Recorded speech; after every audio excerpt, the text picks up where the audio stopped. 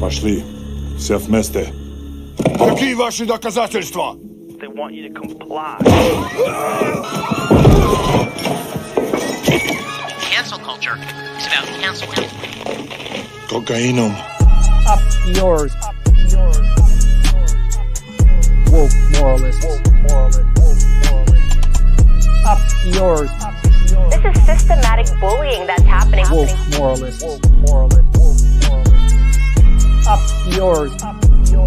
And they believe that they can then Woke shut us moralists. up. Up yours. Woke moralists. They seem animalistic is what I mean.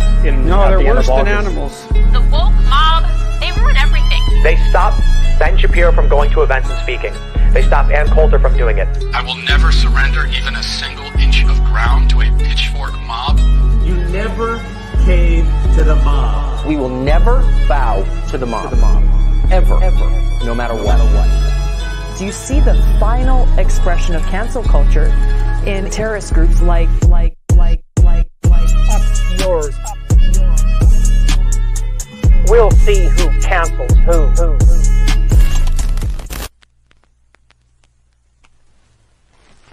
Our intro really does go hard. It really does. I was doing a full little bop. Yeah. I was having a good dance with it. I like it. Oh, here's Lance. Sorry. Here we go. Oh, there we go. Hey, Lance. I totally agree with the sentiment, though. I think it slaps. I had our intro stuck in my head, but specifically the hook with Jordan Peterson, where it's like up yours. Just that's who that is. Yeah. Oh, those are people we know. Oh, I'm sorry, I didn't. Oh, out of the joke again. Oh, damn. I clearly just watched it like, ooh, pretty pictures. I like the vibe. Never did I recognize any of those voices. I was like, all this time, I was like, who made this music? Who composed this? I wonder where they got these ad libs. Well, the answer is Mike. Mike found the clips, but that one's Jordan Peterson, Canada's own legend. They had to have some Canadian content in there. That's the transphobic bigot on Twitter, right? Yes, okay. And on YouTube and everywhere he gives speaker sessions to. He's just big old asshole. Oh, yeah. And fun fact, he only eats meat and salt, and so that's why we say that he's also probably got scurvy, which is probably not helping everything. Yeah, I was late to finding out about him. And I found out about him after, when I was on Rising, when I was hosting Rising that week, and I had the video that went viral with the dead naming Elliot Page. I wish I had realized, I appreciate that everybody felt like I won that in general, but I didn't know who Jordan Peterson was. I didn't realize that it was a straw man all along in the first place. Like, if I had known who he was and what he had said on Twitter and what it really had been about, I didn't know. I only knew their reframing of it at the time as they're just banning anybody that dead names trans people, which I would be fine with. So I'm addressing it on that level. But if I had realized, oh no, this is just like an extreme bigot. Like, when I see what he actually says, it's absurd. Like, he's not veiled, nothing. No. Mm-hmm. Who are we talking about? Jordan Peterson. Yeah. Right. I feel like at first, within the first couple of years, there was a lot more plausible deniability because he tried to maintain this whole facade of being an intellectual and a professional. And now he's just like, and an evolutionist. Yeah. He just has gone completely crazy. And he's just letting his freak flag fly. And I think that is good because I think that it's better when these people tell us who they are, even though we know, like, it's important for everyone else to know. But what I love is that the Jordan Peterson subreddit, I've kind of followed it somewhat throughout the years and noticed how they get frustrated with him because they initially started to follow him because of the self-help stuff.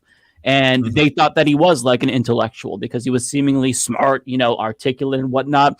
But, with time, he comes off as unhinged. In particular, I don't know if it was a turning point. I don't follow the subreddit close enough to say this, but after Jordan Peterson was interviewed by Kyle Kulinski, the way that he interacted with Kyle was just overly aggressive for no reason, wouldn't engage in good faith. That turned off a lot of his fans. There was a huge thread about it. So I'm glad that he has gone unhinged. It's really important for his followers to understand that He's a crazy person. Always has been though.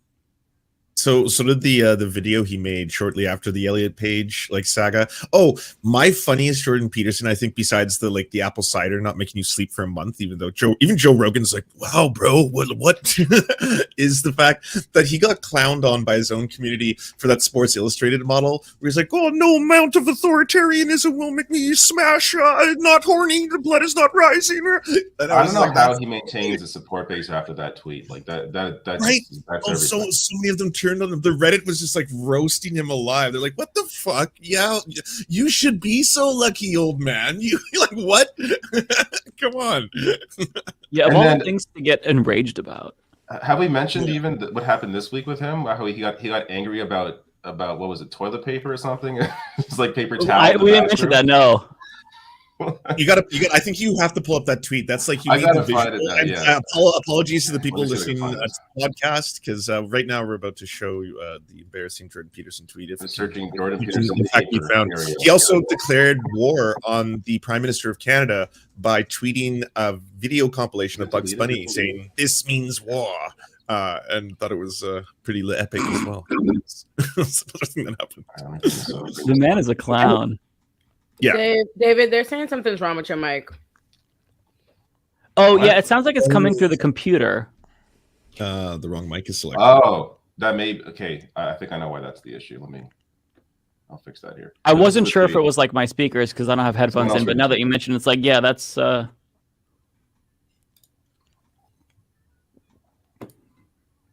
Someone else read the tweet while I fix this mic. Up yours, woke moralists. I actually have the soundbite on my end that I could play. Tyranny is always petty, and petty tyranny will not save the planet. God, imagine getting enraged by this. I just can't. You've got to have a really miserable life. You've got to be just depressed constantly, sad, distraught. If this honestly fucks up your entire day, then I just feel bad for you. We're using the words. And efficient. We're using the words tyranny to describe the nasty. Wait, did he follow it up? What did he you see what I'm saying? I can't tell you. See what I'm saying? This is the world that I live in. Maybe he's being a tiny bit hyperbolic. Because 1, it's celebrated. 2, it's everywhere. And 3, people are willfully blind to it. Okay. Whatever. This is, and then he had another tweet. Didn't he have another tweet 2 hours later about people being so moralistic? Moralist? Morals? What is moral? Moralist. And then, let me see if I can find the other tweet. This dude. Oh my god, this guy tweets too much. Maybe. Oh, he's a prolific tweeter. He cannot help himself. When he got his account taken away, apparently he was miserable. You can see it. So I'm looking for the tweet he did 2 hours later where he complained about moralists after he tweeted about paper towel. I don't know. I'm not going to keep digging. All right, that's enough of this guy. He tweets a lot. I was trying to find on my last Twitch stream a specific tweet, one where he was lambasting Greta Thunberg because she wrote a book, and you can already guess what the attack was. She's killing trees. But he tweeted that the day before. It took me 15 minutes just to find that tweet from the previous day because this man tweets 147 tweets per minute. It's insane. Wow. I couldn't handle that much. How does your brain not rot from that much Twitter? Yeah. Guess who else went woke this week? Lego. Yep.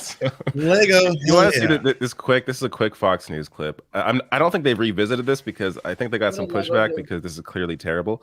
I'm glad you have the clip. That's a good one. Oh yeah, I got the clip. What did Lego do? Oops, wrong. What happened? I missed it. Oh, it's outrageous. It's gonna be a rainbow pieces, isn't it? It's gonna be blocks and there'll be rainbow color. That's gonna be my prediction. It's even more ridiculous. Yeah, for them, yeah. It's more ridiculous. More ridiculous than that. Yes. Yes. There you go. Got me with Lego is going woke. The company unveiling a range of new characters in the effort to be more inclusive. Lego says the new characters will promote diversity and understanding. Some will have anxiety issues. I don't know how you show that. One will have a missing limb, another Down syndrome. These are really important. Whoa, hold on. Do you want Lego in there? Pause it. I wanna to first of all bring up that one of the things they have a problem with is a Lego with Down syndrome.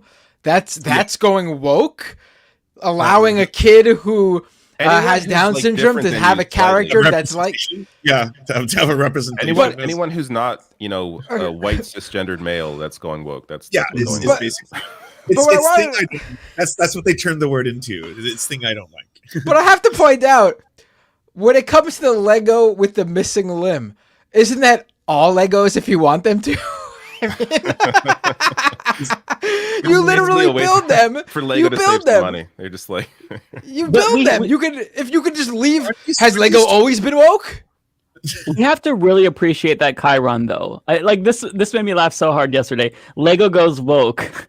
Figures with anxiety, missing limb. That's just beautiful. Wow, fuck. And this is why I don't think they've revisited it, because it just makes them look terrible. But let's finish whatever the hell's left in this. Do you want Lego in there? Definitely not. But what's so fascinating about this story is the divide in the country. Republicans think it's insane that they're forcing identity politics into Legos. Democrats are upset that they didn't make a drag queen stripper. They're like, you call this a children's toy? What kind of set is it? What? Oh, Christ. They're multicultural. There are other people. Maybe they want representation. I do enjoy him coming out and just saying that Republicans are angry that a Lego would appeal to children with Down syndrome in such a way. I mean, just horrible shit. It's just hate. I mean, that's why I have a really hard time finding any way to commentate on any of this stuff now. Like this week, Matt Walsh was out saying that he'd rather die than have a kid who's trans. Like, how do you? There's no way to analyze that, right? No, like your response was perfect to that, David. So for those of you who did not see, David shared the GIF from Dumb and Dumber, saying, "So you're telling me there's a chance because he has multiple kids." He has multiple kids. Yeah. Oh my God. Look, with these people, it's just at a point where it's unadulterated hate. They don't care. They know it sparks outrage, which means clicks, which means views. And that's really at the end of the day what this is about for them. They don't give a shit about any of this. If I were to put my opinion on this, this is about making money, not about caring about any values. Yeah. Absolutely. Listen, what I have to say to Lego is keep doing what you're doing. And you need to go full woke and come out with a Lego with a floating triangle head with a single eyeball in the middle. That's right. It is the only value it's about, and I keep saying this, I'm gonna say it every week. Republicans have a politics of fuck you. They hate. That's why anything that is deemed as inclusive, that's what the problem. Yes, they do have a problem with the fact that you would make a toy that would appeal to children with Down syndrome or anything else, because they don't like other. That's their whole thing. That's what it always translates to. Hey, everything we've deemed as other, all the people we've deemed as other, they trying to be a part of the man. We not with it. We not with it. You're not supposed to be in the club. And that's what it translates to with everything. That's why it'd be so stupid. They be there talking about all kind of silly shit. The Little Mermaid, Legos, all kind. Think about this. There's a whole country. You know what kind of shit is happening? Legos. The news. A headline. They're talking grown ass adults, dead ass are like Legos. What we talk to Legos is up to. Right. Cat in the Hat. It's not lost on me, too, that he just made something up. Like, he fabricated it out of thin air. He said that, there's both sides to this. One side is upset that there isn't a drag queen version of the Lego. Nobody said that. Yeah. Citation needed, bitch. Where the fuck? I'm saying it right now. I'm saying it right about no drag queen character. Lego. Where's my drag Lego? Drag queen Lego. Hell yeah. Yeah. And I've got to say that as a bit of an AFOL myself, that is an acronym for adult fan of Lego. Lego has always been really super woke. Okay. Wait, hold on. Wait. You can't just drop that piece of information and continue on as if it's not right now. So, okay. Lego has some adult sets that are amazing. So last year during Pride, they released the whole Pride flag set. It's like the trans LGBTQ plus Pride thing. I bought that one, put it together. It was amazing. They also have like an NES that you can build with a little TV, and it's like a display piece. And they have the question mark block from Super Mario 64. Lego is fucking incredible, and they've always been very, very woke, though. They're not an American company, so they don't give a shit about our culture war, whatever the right says is important. So they just do what they do. And Lego's a good company. They're based. Question: the rest of you play adult Legos too? No, I never was we don't play. We build them and display them Building as you doesn't would mean a you're model playing with car. them. My Or kid's maybe a going like, Warhammer bam, bam, figure bam. that you paint. I think he's just building them. I don't think he's like smashing them together. I was never into like basically the way y'all turned into defense attorneys just now. It's giving yes then. You have Dragon Ball Z on your wall. Who are you to judge? What is this? And the fact that you don't know that is what separates us. Wait, what is it? Adult fan of Lego? Affle? It's a whole ass community. What? A whole ass community because I wanted to get the. Honestly. Yeah, so I wanted to get the Nintendo set. They released like a Nintendo anniversary set or some shit. So I was I saw that. It It was like 300. It was ridiculously expensive. No, you're thinking of the Bowser. Bowser's $300. The Nintendo set's like $170 or something. But I looked at That's a reviews lot of for money that. for a Lego. It is. No, it is. But there's a whole Lego community where they like review it and they like build things like big models. It's pretty cool. It's pretty cool. If your Lego set if the price of your Lego set could actually be put towards buying the actual video game console, then your Lego set's too expensive. That's fair. That's fair. I think that's a fair rule.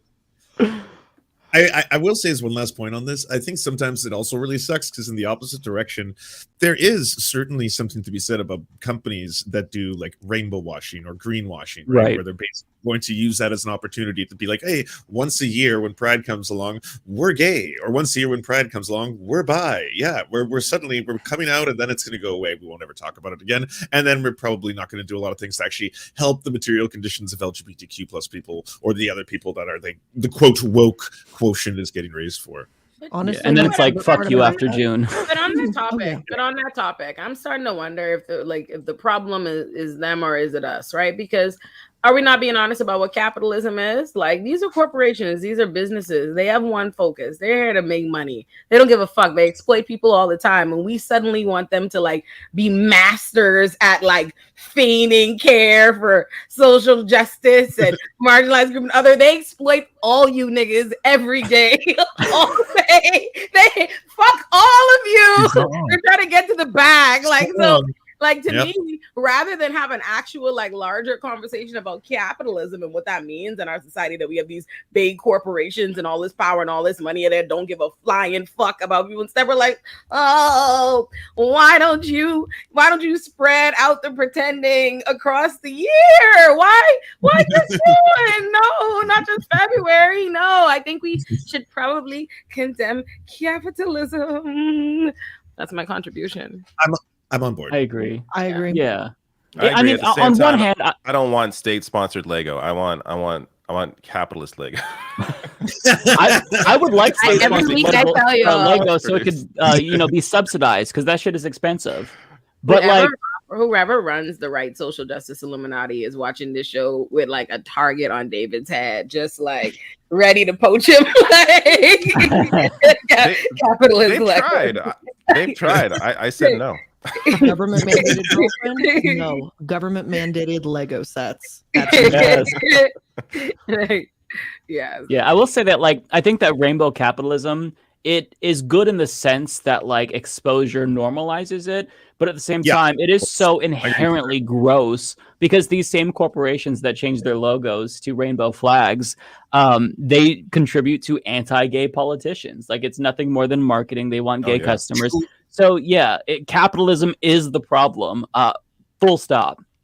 Absolutely. And Joe, like you were just mentioning, Joe Rogan had Matt Walsh on his show. This is on Spotify, has 11 million listeners, to spout some of the most ascientific nonsense about trans people, like full on hate speech. This is not like just, hey, they're getting a couple things wrong, but they're trying. No, it's just hate speech for like almost an hour and a half. And Spotify, that's the reason it pisses me off when they do that, because they will at the same time, they will run campaigns. They will run, we are proud of our LGBTQ plus, creators. We're proud of the community. We want to keep each other safe. That's why we, have terms of service and stuff like that. But it's like, no, you can clearly see when it's like the largest program on the entire network. This is the largest audience that you have. It's like, they'll allow it. Yeah, they're fake friends. That's what it is. They're fake friends, and you can't really look more into that. Like the effect that they want it to have is, oh wow, Target changed their logo to the pride flag. They support me, so I want to go buy from their store. And like when I was younger, in my, sock dem days when I was a little lib, it worked on me, right? But now that I'm like very explicitly anti-capitalist, and I feel like, the world is about to end and I'm much more cynical, now it doesn't work on me. It's just like, oh, great. What if I looked at the comment section as they change their avatar on Facebook and then I see a bunch of F slurs? That's what I'll see now. Fuck you. Like, it's just, I don't know. That is what you see, by the way. Like, I did the dumb thing of looking at Xbox's comment section. Never check what gamers have to say about social issues. No. But they changed their logo to the rainbow, and it's, oh my God, it was bad. Why are you pushing this on our kids? Video games are for kids. How dare you? I'm like, oh my God, why did I look at the comments on Facebook of all places? Well, that's what. It's Stuff Facebook. like that. Facebook is what makes me really, really hope for hell. Like, I literally sometimes I swear I think about this like once a day. I be walking and I'm like, I really hope that they're right. I really hope all these bigots that always, they preaching that they, for whatever reason, they the ones that really believe in, divine heaven and hell. And I'm like, I hope you're fucking correct. I hope you sizzle, nigga. Like, Yeah, they're all going to hell. If they're right. Y'all are some 100%. horrible, whack ass, raggedy people. Like, why are you so fucking hateful? And how have you convinced yourself that there's any kingdom in heaven that's fucking with that? Listen, I pray. I pray there is a hell, and I pray God let you buy tickets. I hope you could like pick selections of people you can see sizzling out from heaven. I'm like, that's the entertainment. Yes, like I hope when you get to like, I hope when you get to the gates of heaven for entrance, like is it really fucked up. You gotta get way high up and away from the action to see it. Dog. I hope that there's like, if there's an elevator to hell, if you was really fucking up on earth, God don't let you take the elevator, he just kick you in the back and just guide down to hell. Oh my God, I have to go to hell.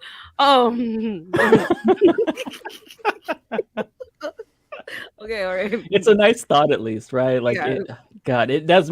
That's a great point. It does make me long for like some sort of justice, because some people, like the most evil people, like, not only are they rich, but they live so long. I mean, think of Henry Kissinger. The man is 150 years old, and he just will not die. We're all waiting so we can celebrate. We've got the champagne ready, but the motherfucker will not die.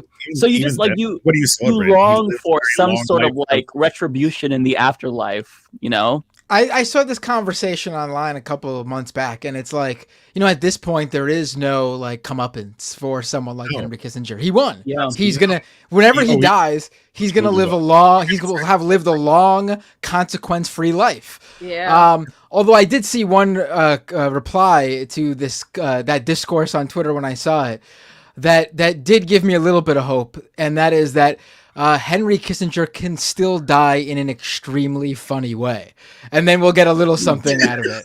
Like, he could still die in a very ridiculous, over-the-top way that goes down in the record books as, like, when you're reading the Wikipedia page of, like, when you're looking back at, like, random people hundreds of years ago and you're reading their Wikipedia page and it's like, John Smitherson died after a horse kicked him in the balls? Like, he could still die in some really funny way. Would it be a TOS violation if we like went around and each shared like the funny way that we hope he dies? Yes, that would. Yes. Okay, we can make it more generic though. What is a really funny way that anyone could die? Like, what is a really funny way that someone could die? I'll tell you how I would like to die. You want to die in a funny way? Well, I would like to be hit by an asteroid.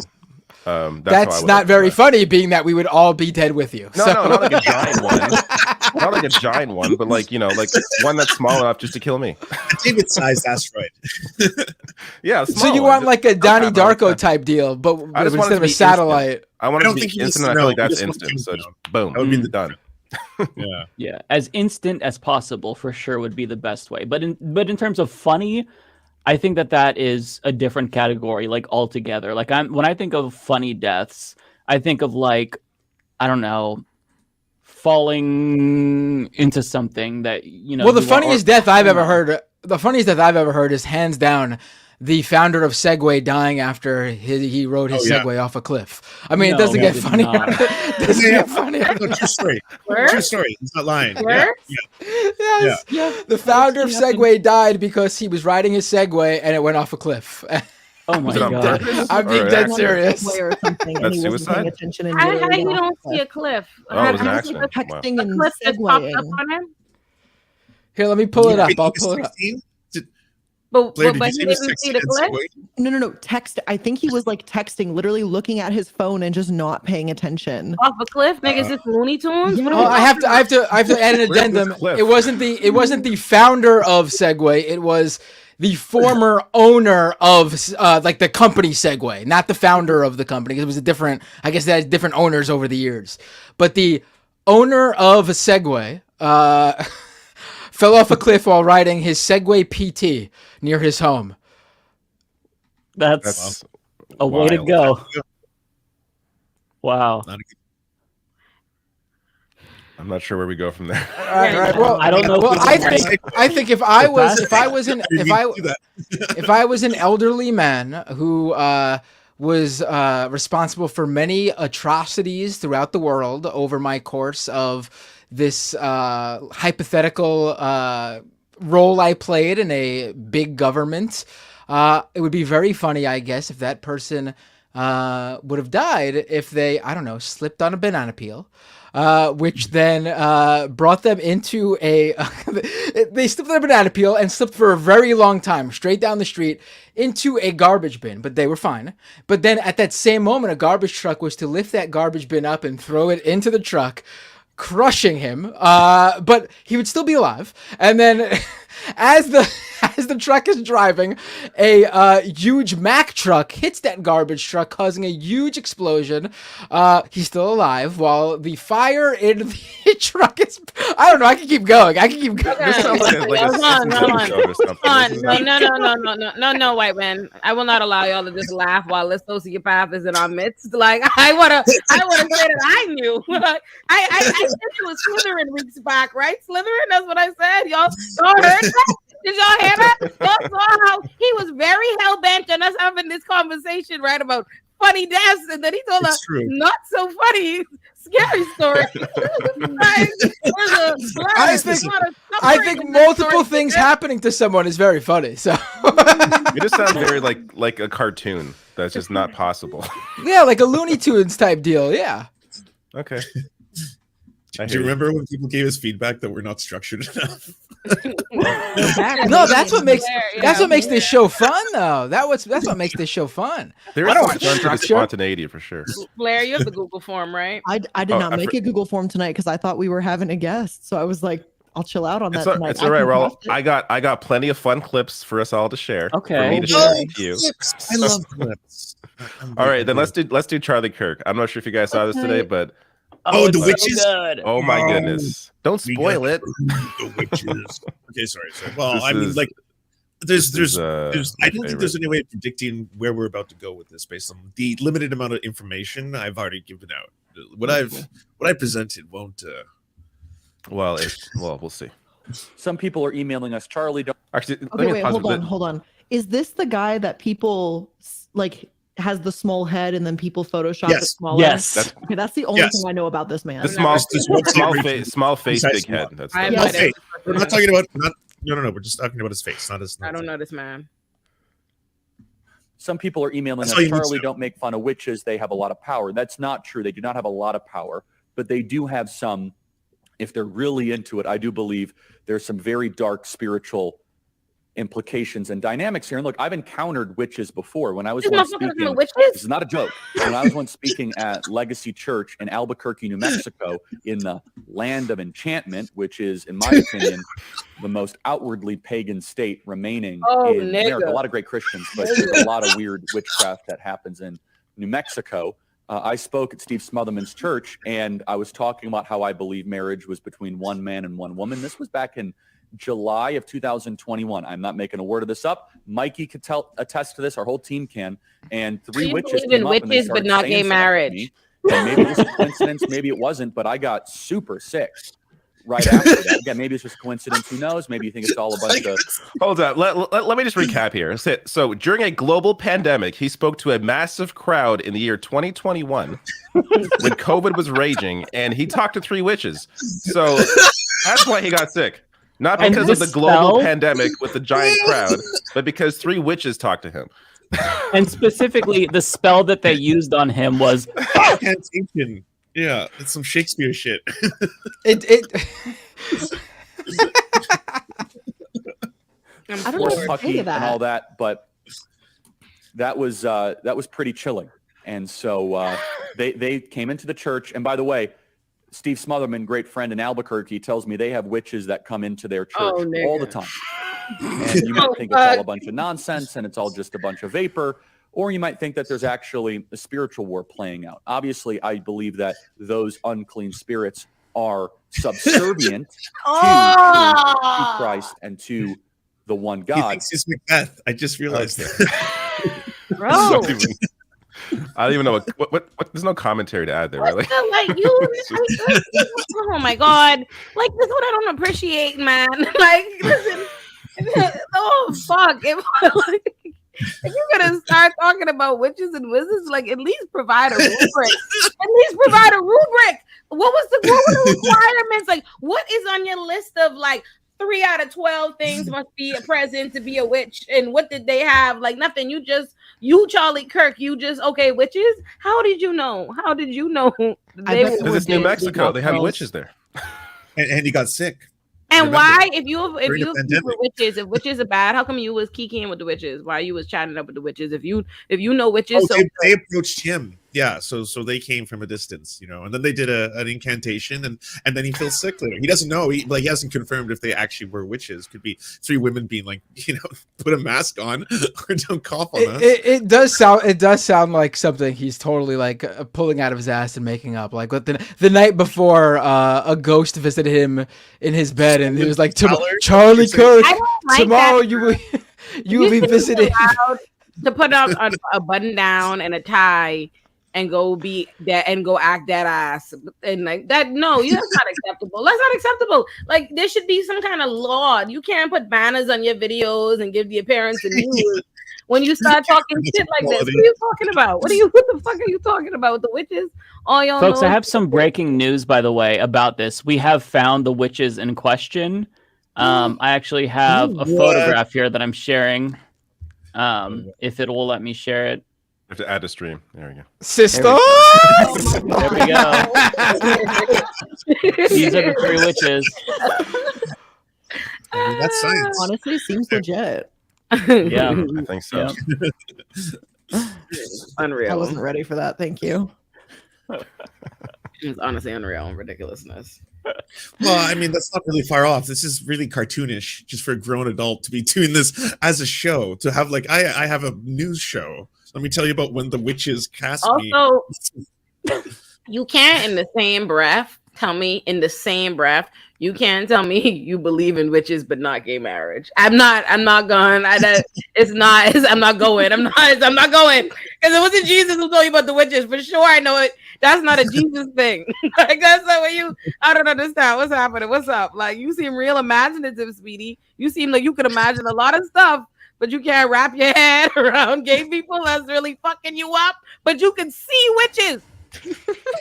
I think it makes it so much funnier because, like, as he's describing this story about how witches cast a spell on him, he has to like be very specific and be like, it was at a conference, and I was talking about how I believe marriage should be between a man and a woman, and I feel like that makes it more funny. But if you were to watch this live, I actually checked out the live stream for this. His chat was ignoring everything that he was saying, and they were just doing pronoun jokes back and forth. Like they were very stuck on one pronoun joke in particular. Somebody had said.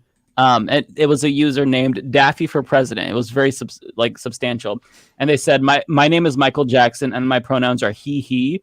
And the chat just was busting a gut for like 10 minits. That's like one of those old like chainmail type jokes. Like that's not funny at all. It's so stupid.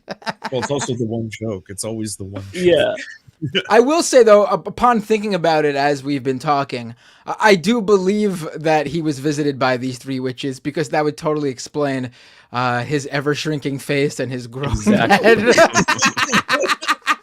They put that spell on him. They're like, no, the wish has shrunk his face. And so I was like, oh, I didn't know that. I apologize. I wouldn't have made that tweet if I'd known that he was a victim of any campaign. Charlie Kirk is Beetlejuice in that end scene where the head shrinking guy puts the dust on his head. Haters are going to say that photos that they see of his head shrinking is photoshopped. It's not. It's a spell, okay? Oh my God. Okay. Well, I'm sad I didn't prepare questions, because now I can't wrangle y'all in and we're out here talking about witches. Oh, what's next, David? What else you got for us? Bring us more clips. I got 3 clips. We're on track to have the most now, or unhinged should I episode ever. spread them out, or what? No, let's throw them all out, and then if we need more, we can just grab stuff as we go. This one is maybe a little more serious, but it's still it's a Fox News clip, because this is a jumping off point. But we will watch. Cue it up. What do we got? What's the show? Who's on? It is Fox and Friends, as you see here, and they're talking about the train derailment in East Palestine, Ohio, and all of a sudden, these Fox News hosts, at least Brian Kilmeade, is surprised to find out that regulation might actually be a good thing. The audio is the audio load? Yeah, it's loading me. Yeah, let's bring it up. Let's see if this. Brian Kilmeade was visited by 3 witches who took away his voice.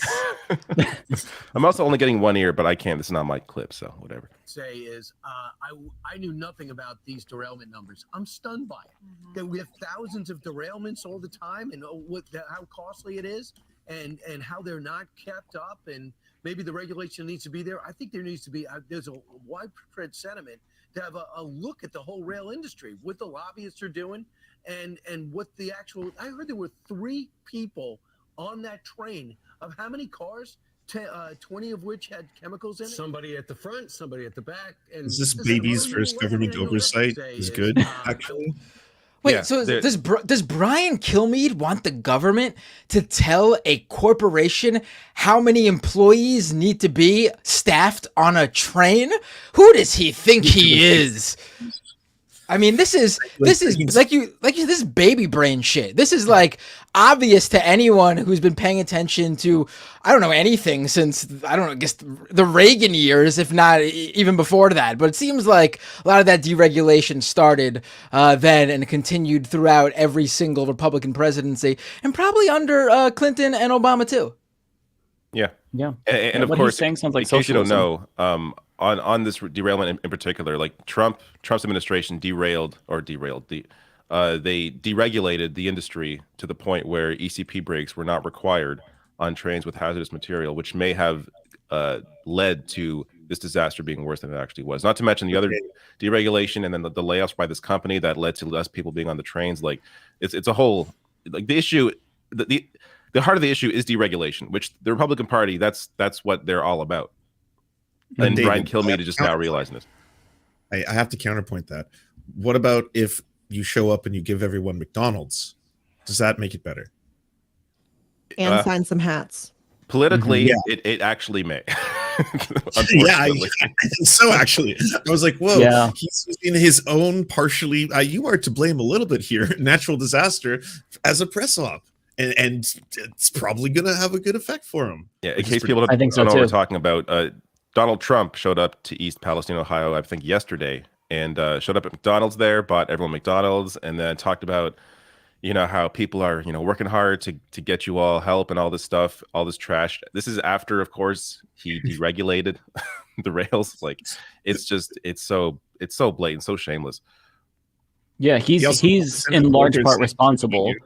So he should, in theory, be afraid to show his face unless he's going to apologize. But no, I think that this is optically and politically very good for him, because while he is there, he can run this ad. See, I was in East Palestine with Americans while Biden was in Ukraine. Who was there for you? Like, I think that politically the Biden administration is kind of fucked up by not doing more and not going there sooner. And I think that this is going to be a political win for Trump for sure. If you look at like the videos, they were like really excited that he was there, not just like celebrity, but like the things that they were saying, it was like, oh, thank you for coming. I'm so glad you didn't forget about us. And even if he is doing this in a very cynical way, obviously, I think that there still is some intrinsic value to just like a high profile figure going there and bringing attention to an issue that they feel isn't being covered enough. So I think that like what Trump did is really great for him, bad for the country. But like Democrats need to learn from Republicans when it comes to politics and just know how to play politics better. And like we shouldn't be discussing politics in the context of like an environmental ecological disaster like this, but you kind of have to, because our system just doesn't care about people. We care about corporations. It's a late stage capitalism, right? But like for Trump to go there, even just for like a quick 10-minute speech and to bring bottled water, like that looks good, you know? Oh, absolutely. He brought a dozen cases, only a dozen cases, according to a local news report, of bottled water.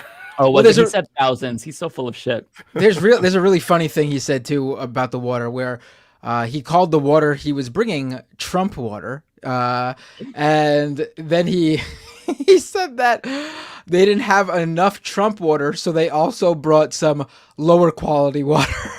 He said that is the best, baby. He's the only person that can get away with shit like that. Like, yeah.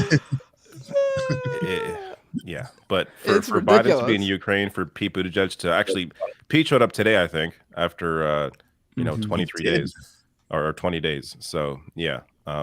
Also, I want to say that I don't want people. I think it's also. I'm not saying any of you did this, but I've seen this. I was on the Majority Report earlier today, and there was people who said that Biden shouldn't have gone to Ukraine. He should have went to here, right here instead. I mean, there's no reason why he couldn't do both. It's not a either or game here. It's not like one is more important than the other. This didn't just happen in Ohio. Biden could have easily went in the weeks earlier and still had time to go to his visit in Ukraine. Yeah, I agree. Yeah, I agree with that too. I also want to point out that Pete Buttigieg, like, he's usually pretty good at dismantling like the right-wing talking points, but in this instance, he's like shitting the bed.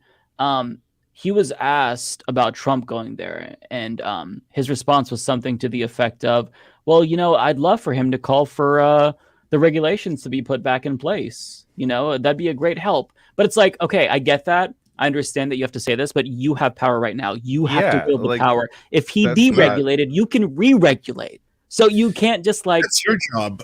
Yeah. Yeah, it's really bizarre for him to say, well, Trump should be asking for this. Then he'll be calling you out for not doing it. Like, yeah, like right. What are you talking about? It's like, what are you even expecting? And there was this Daily Caller reporter who approached Pete Buttigieg before he went to East Palestine. And, it's a bad faith propaganda outlet, right? But the questions that she was asking were genuine. Like, hey, are you going to go to East Palestine? What do you have to say to the people who were affected? And he was just a complete dick to her. And then ignored her. Oh, this is personal time now. He's with his husband. And then he stopped to take a picture of her.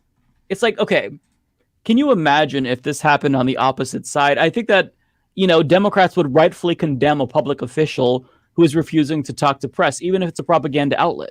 So it's like you see optical disaster after PR disaster, and then Trump swoops in, looks like the fucking hero after he's the one whose deregulation caused this.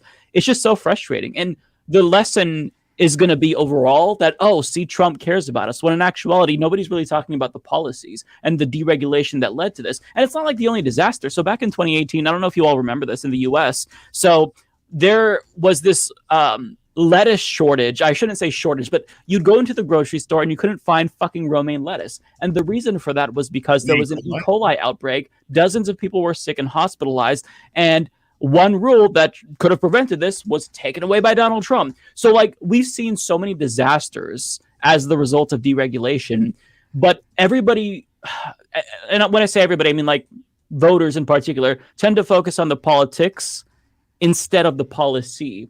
And Democrats, like, as wrong as they are, they try to focus more on policy, whereas Republicans focus on the politics angle of it.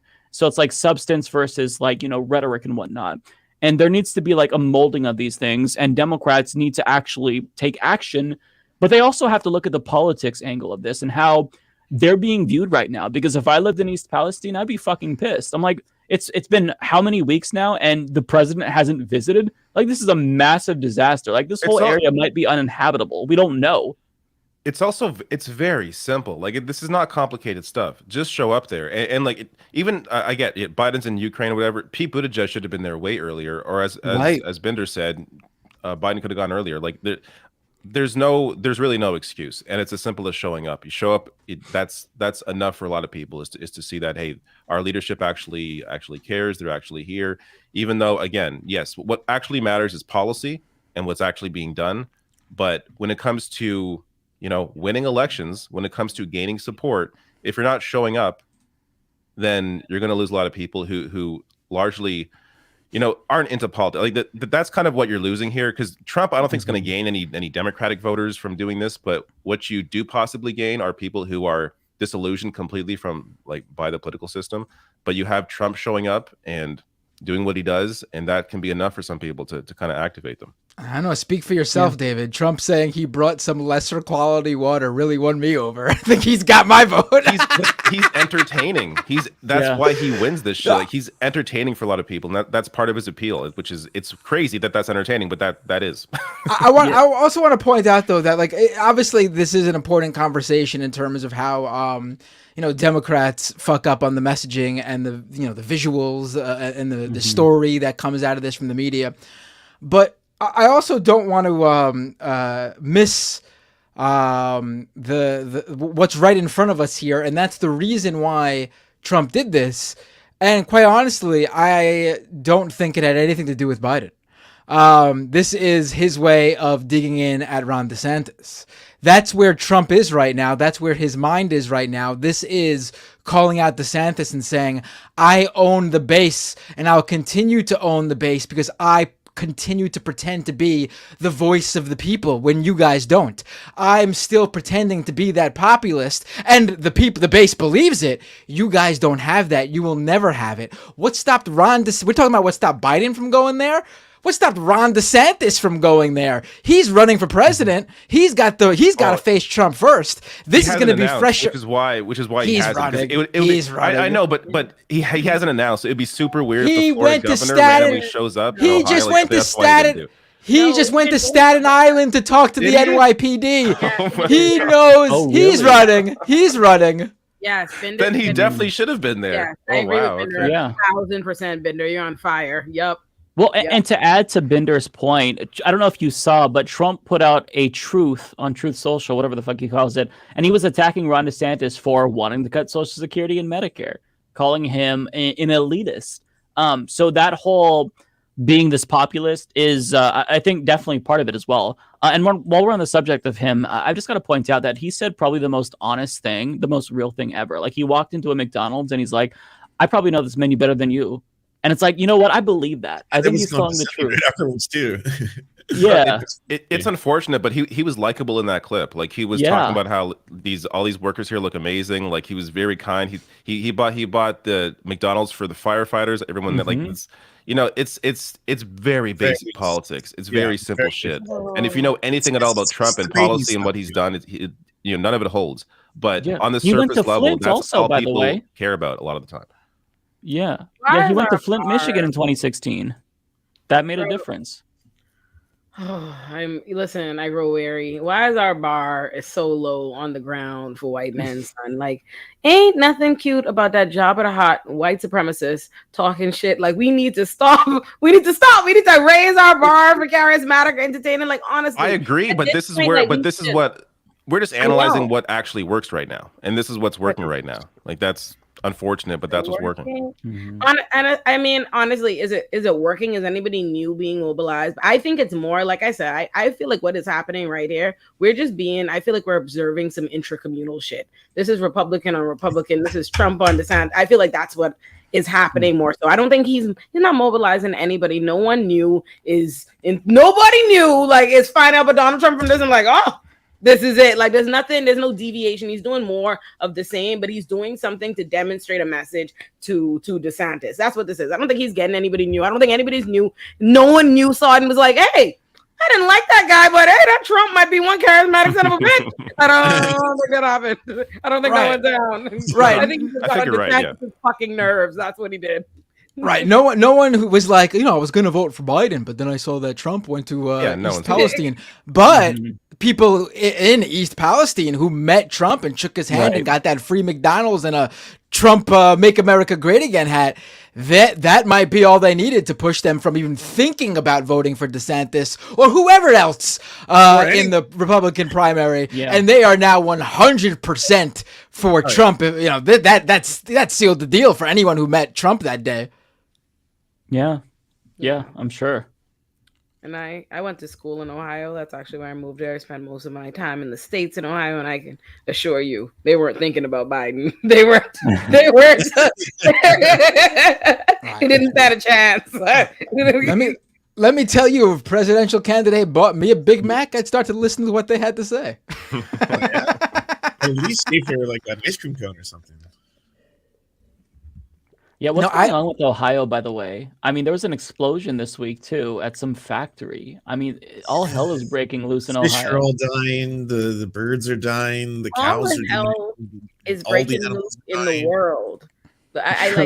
We moved on as a world by paying attention, but like, I don't know if y'all remember when a global pandemic broke out that hasn't left yet. all hell is breaking out. There's been a string of unfortunate events. Like it has the earthquake in Turkey and Syria. It's giving very last chapter of the Bible. It's been giving that for a while. So I'm like derailment. You say the line. Yeah. Well, we can lighten up a little bit. I got a George Santos clip. George Santos. I'm not sure if you all saw what happened this week, but okay. Well, then, no spoiling, because this is good. This shit's good. I really enjoyed this. Did he finally wear drag? Oh, No. Even better. Did you not think people would find this? Hold up. Well, hold on. Spoiler alert. This guy still has a show somewhere? Somewhere. I don't know. You didn't know that? Yeah. Oh yeah. He's been battling people on the right now instead. Pierce Morgan. All right. Interest, yeah. Did you not think people would find this out? Pierce, not after You're not running to be like a reality TV star. No, I understand. Right? If you were going on Celebrity Apprentice, which I went on, right? It doesn't matter. You can embellish stuff about yourself. Nobody cares, right? But to run for Congress of the United States and to just tell blatant lies about even your academic record, I'm just struck, not necessarily that a politician would lie, but that you would think no one would find out. Well, I'll humor you this. I ran in 2020 for the same exact seat for Congress, and I got away with it then. And I guess, right. Well, that's this is an accidental skit. No, this is an accidental skit. No, I didn't think so. There you go. No. Hold on, wait. No, dead ass. No, that's a skit, right? No, he came clean. This is legit. This is real. I have a second clip. If you want the other Second clip. You want the second clip? Okay, Yes. You guys are enjoying this? All right, I'll bring the second clip in. Just gotta pull it up here because I covered this earlier this week. This was hilarious news to me because I thought he would just keep it going and what? I have no choice but to stand from this moment forward. Hold on. From this moment forward, no George Santos slander will get by me. That motherfucker. Hold on. That's the most gangster shit I ever seen in my life. He said, "Hey, I'll humor you this, nigga. I got away with it already." He said, "How would I think I could get away with it? Well, nigga, I already did. And what? I'm in Congress, bitch. And what? So he blinked. He did this. He said, what? He said, I'll tell you what. I ran already. Nah. And what's also incredible is that you hadn't heard about this already. Like the fact that this isn't even news, that he came out, he's like, yeah, I'm a big fat liar. And like, he's still in Congress. And, everything's fine. The minute we get off this show, I'm gonna make a video about it because this is the best thing that I ever seen in life. Okay, well, here's another one.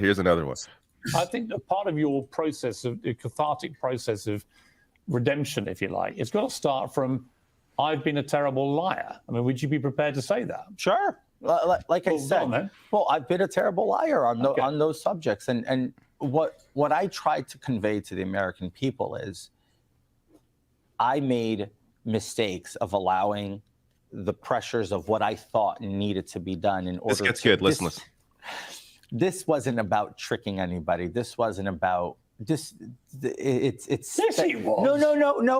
Let me finish. The whole thing was about tricking people. Let me finish. It wasn't about tricking actor. people. This was about getting accepted by the party. I think. Isn't that amazing? You have to be a pathological liar to be accepted by the party. Wow. That's what he is saying. Yo, he said, I wanted to didn't I say weeks back my man's is just this is just an experiment? He just is I loved you know what? I knew I said it. And when y'all told the story about with the Hayden ass roommate with the Burberry scarf, I knew I was on his side then. I knew I was on his side. Yo, son. Did. Where he got a bro? Oh, damn! This is the first time I really wish I could vote. I wish I could vote. I'm campaigning for George Santos. What? You talking about Trump is likable? That nigga's likable. Okay, what? Fuck with him. I don't know. Some of the shit he's not. No, you saw his makeup. You saw his application on that. He didn't break a sweat. He said, "I'll humor you this." Got away with it already. He said, would you be prepared to say you're a terrible liar? Sure. And what? He said, were you trying to fool the people? He said, no, I did, but no, I was trying to fool the party and I did that too. That's a gangster. Yo, that uncancel this week. I'm gonna vote at the end of the Oh my god! But he's actually hurt people's lives. Like he stole money from people. Let a dog die. Doggy dog world, David. Well, geez, I guess so. I dropped the link in the chat to his Smule account that leaked. I don't know if these were songs that he sang when he was in drag. But there's like 20 minutes of video of him just singing. It's not video, it's audio, I should say. So I don't know if that's germane to the conversation, but I feel like it may be in the video though. It's just like audio. The George Santos biopic is gonna go so fucking crazy. Oh, I can't wait. I can't wait to get the behind the scenes. This motherfucker is iconic. Like it's iconic. His excuse is still it's hilarious to me because like. Yes, you have to lie to be in the party, obviously, but you don't have to lie about being on Hannah Montana. Like, you don't have to lie about your mom dying in 9/11. Like, these are not lies you have to make, really. And yet he did. and he achieved. Okay, y'all better what this hardworking man. Did we invite him on the show, bro? No, God, I'm not gonna lie. No. I have one more clip. This one he actually lies. No? So in this interview, he lied. Like, of course, because it's him, he lies again. But this is so I'll explain how he lied after I show you this.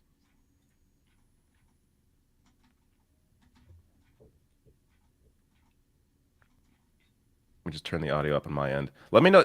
Is the audio still really low, or because I have a little thing here that can higher the volume, but I'm not sure if it's actually working. Yeah, it's a little bit low. Okay, I probably can't do much then. But let's see. I've always made this as a party favor joke, and I've done it on stages across. What's this country. funny about falsely claiming you're Jewish? No, not falsely claiming I'm Jewish. I'd always say I was raised Catholic, but I come from a Jewish family, so that makes me Jew-ish. But again, it's always been a party favor. Everybody's always laughed, and sure now that everybody's canceling me, everybody's pounding down for a pound of flesh. Well, I never said I was. You said you were. And I would always say, but my grandparents are Jewish on my mother's side, so I'm Jewish. That was always a joke. Everybody used to laugh it up. I said it to a room with 1,000 people in November. People were hysterically laughing. It was funny to them. They loved it. I don't think Jewish people find it funny. They were Jewish. I was in a room with the Republican Jewish Coalition. People find it funny that a U.S. congressman who's I have a Jewish no friend. apparent background of any Jewish heritage whatsoever? Look at the hate in his eyes for Pierre. Oh, I love it. So this last bit, this is the blatant lie right here. I'll show you. No one can find it. I think a lot of Jewish people would find that offensive. I beg differ. When we were at the RJC in November, I've always made this as a. So he claims the RJC in November laughed at the fact that he claimed he was Jewish. Well, this is the statement they released after it came out that he was not Jewish. We are very disappointed in Congressman-elect Santos. He deceived us and misrepresented his heritage. So they did not think it was a joke. They thought he was Jewish. They were not laughing in the room about him being Jewish. So he still had to lie because it's George Santos in that interview. Personally, I hate a snitch, so nobody asked him for that statement. Like, let my nigga cook. Like, let him cook. Like, at this point, just let him cook. Like, okay, he's already established. Like, honestly, it's ridiculous. In the law, when we recognize that somebody is a pathological lie, when they have a history of lying, you do not put them on the stand because their credibility is going to be thrown. You can't question them. If you want to interview a nigga who done told you I'm a pathological liar, that's on you. You're looking for the truth. He told you the truth doesn't live here. He done said that. Yeah. He said, I'm here for lying. I love lies. Lies are fun. And I get away with it. And then you sitting up there in his face expecting him to tell the truth. He is a method actor. I done told you all that this motherfucker is the greatest actor of our time. He's fucking hilarious, bro. I mean, it probably takes a good actor to pull this off, to lie this much, to lie that often, to know this statement is out there in public and you still lie about them laughing at your joke in this interview on television. Like, come on. Like, when I say to you, think about how sinister, like, I would love to be like a fly on the wall of the indoors. What this motherfucker's doing is that, what kind of Norman, like, he's giving old boy from Christian Bates you know what I'm talking American about. Psycho. Yes, Bing, because something ain't right, boy. Something. You say looking at him, the fact that my man's, listen, that is the most even face to just make up a whole, just his whole aesthetic is one that is very like, and the way he's looking at Pierce, just, it's like it's all good right now, motherfucker, but you gonna come up missing. He's probably got some more skeletons in that closet. He has to. Like, there's a lot more that we don't know, for sure. I love it. Wow. I'm gonna get me a George Santos shirt. Oh,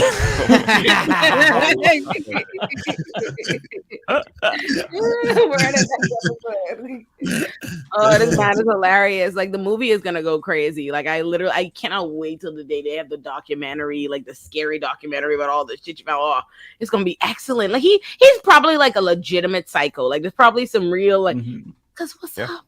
But there's something really gangsta about that I just can't help but I think where it's so movie-ish, the same way, you watch a movie about a bad character, but they're the protagonists, so you're invested in that bad character's bullshit because wow, look at the balls on you, my guy. Like, look at the balls on you. And I just can't help but notice, ain't that some gangster shit? When last did you see anybody that was the most Bahamian shit I've ever seen? Like, only Caribbean people do shit like that. Like, what do you mean?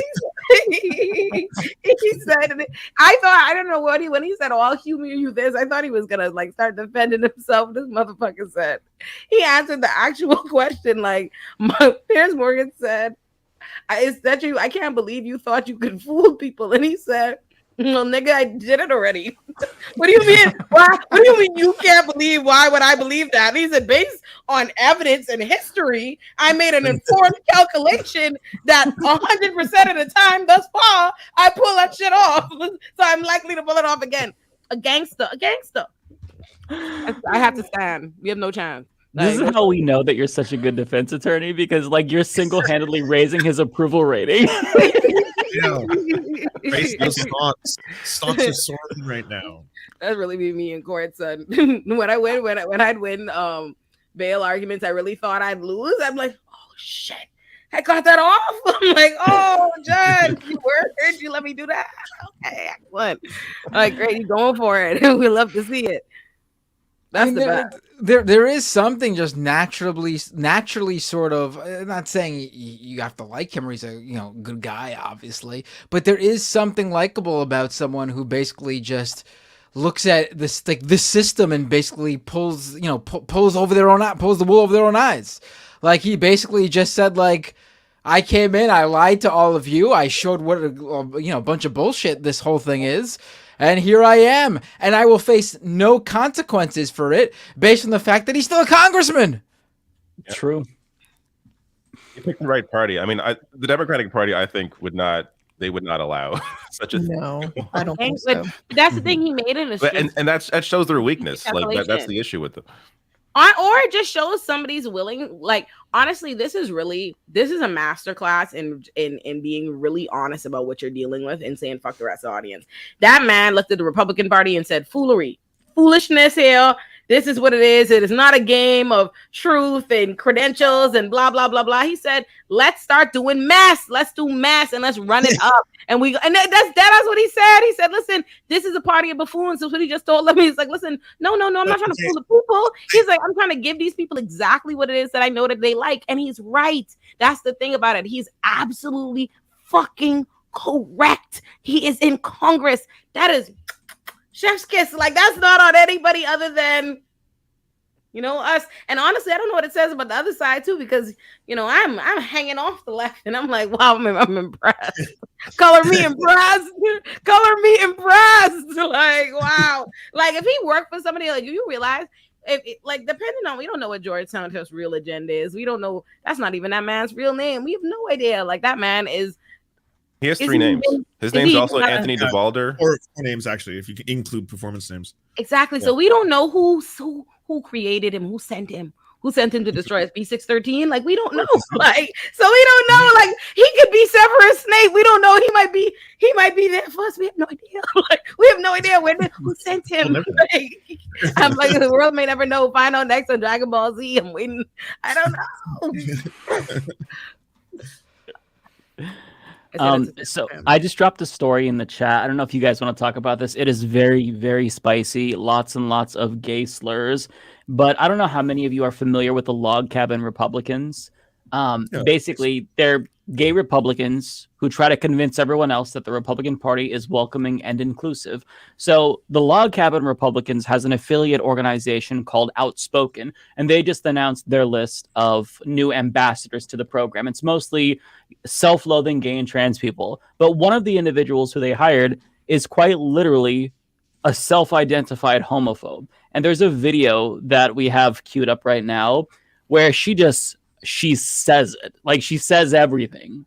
So content warning, slurs here. But this is who a gay Republican organization hired as an ambassador.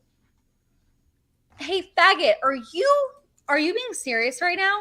You're going to say that our society is a homophobic dumpster fire? Our society literally puts faggots on a pedestal and worships them like they're God. Wait, hold on. Press pause. As she's dropping that F-bomb every 2 seconds, she's also arguing that you're trying to say we live in a homophobic society. It's like, what? No, it's really. You can't put that word on Twitch. I'm gonna have to delete my VOD. As anyone else who's on Twitch right now, turn your VODs. Really? Oh, damn. You can't play that on Twitch. Yeah. Okay, I'll delete my VOD too. I had no idea. Okay. I mean, I assumed, but I didn't. Well, then I will not think continue this because I assume it just gets worse. No. I got 2 things to say about her, though. Leave this image up. One, I really like that she chose the royal blue to complement the orange in her skin. I think that really helped bring that out. And number 2, she's kind of acting like one of those, like, like in middle school, there would be the kid that learned like some new curse word and they couldn't stop saying it, but they didn't really contextually understand its impact.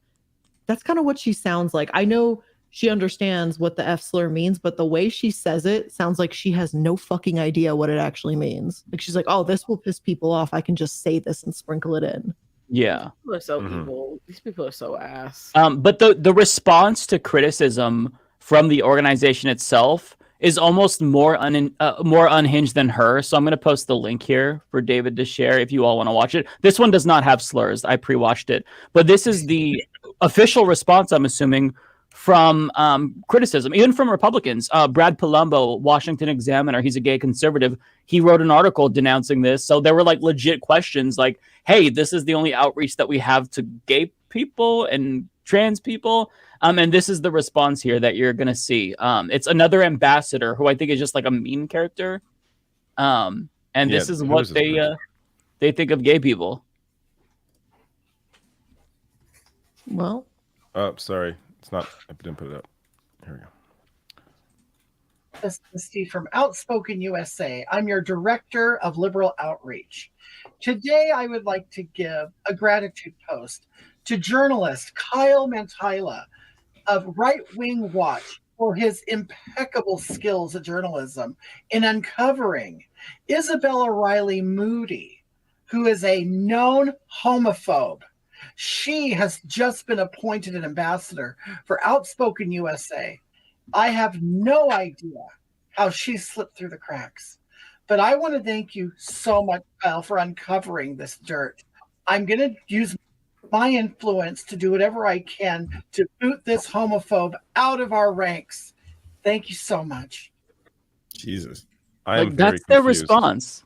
Like, how can you take them seriously? And I watched a couple of the ambassador videos. Another one of the ambassadors was like, my goal here is to make sure that we crush this old myth that Republicans don't like gay people. It's like, you are the class of 2023 with somebody who is openly homophobic. Like, what are they? I don't even know how to process this. Like, are they doing this for attention? Are they doing this just for shock? It's so unhinged. And it's not like the log cabin Republicans have ever been taken seriously by anyone. Like, they've been marginalized by Republicans as they try to like pretend as if the party is accepting. Like, they've been marginalized at CPAC and have struggled to get booths. So it's not like they were ever taken seriously, but it's so bizarre, so like beyond parody that I don't even have words. Yeah, it's like Jin in David's chat says, it feels like a psyop.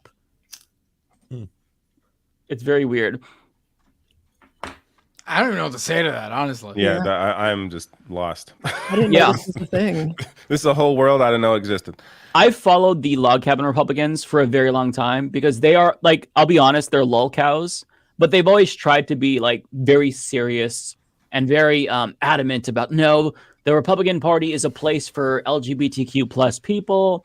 They're welcoming, don't buy the mainstream media narrative. But like, they've just gone full Joker mode at this point in time. And I think it's a really funny phenomenon to watch and a little bit sad as well, because like the people affiliated with it are self-loathing. Like they do hate themselves. They're trying to look for a place in the GOP that obviously doesn't want them. But like this move here is so bizarre.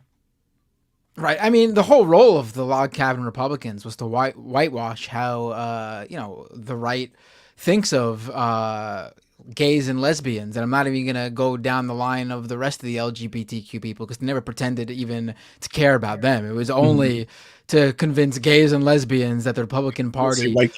Yeah. And there was never a place for it, but now it's super obvious as every gay or lesbian, anyone LGBTQ is a groomer and a pedophile to the right wing. So log cabin Republicans got to play game. They got to play ball game now. That they're the good ones. They're the good gays in the Republican Party. There's and this is what they got to do basically to try to do that. Yeah. Last thing that I'll say about this is I'm so sad that they didn't recruit Dave Rubin. He literally would have been like just perfect for this group. Like he would have fit right in because their website is like a fake news, not fake news, but it's a bullshit like news sensationalist thing. And it's all just articles of them shitting on gay people and trans people for being like too woke or bullying. It's insane to me. It's insane. I got 3 more clips. Go ahead. Let's do this. I'm just all right. You want to? All right. Let's do it. I'm done processing this log cabin shit. Next one is a Shapiro hit right here. He made some comments this week about the living wage that are this thing. It's a banger. Interesting.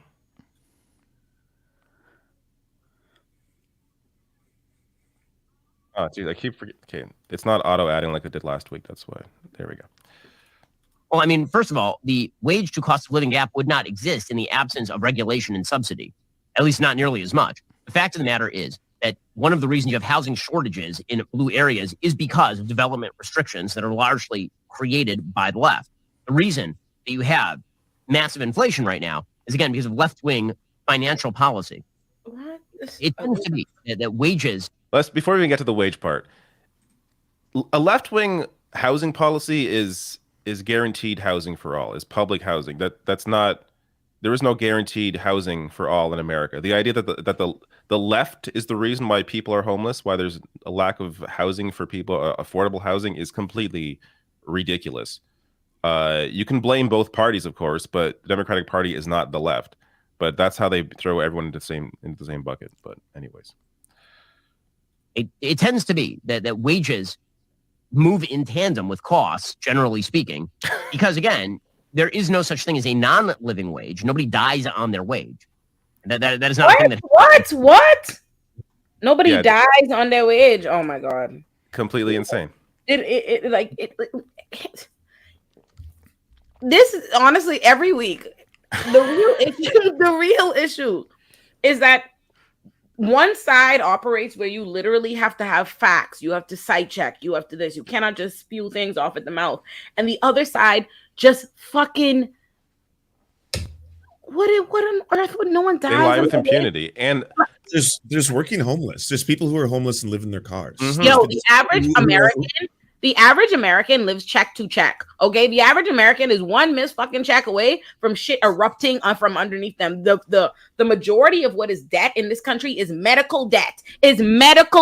People quite literally do in fact die on their wages or lack thereof. Like it's an absurdity. And for these people to sit up with all the money that they make, it's actually sick. It's wickedness. Like even to their own audiences, it's wickedness to sit up there with the kind of money that Ben Shapiro fucking makes. To sit up there and say that and put that out there. And then for whatever reason, these fucking idiots, because they want to galvanize around the bigotry of it all, around the silent pretext about what it's really around, they allow for these people to come out and spew and support policies that really keep all of us broke. Because it's not just, again, capitalism, class solidarity, and the lack thereof, right? It affects everybody. The average American is struggling across racial lines.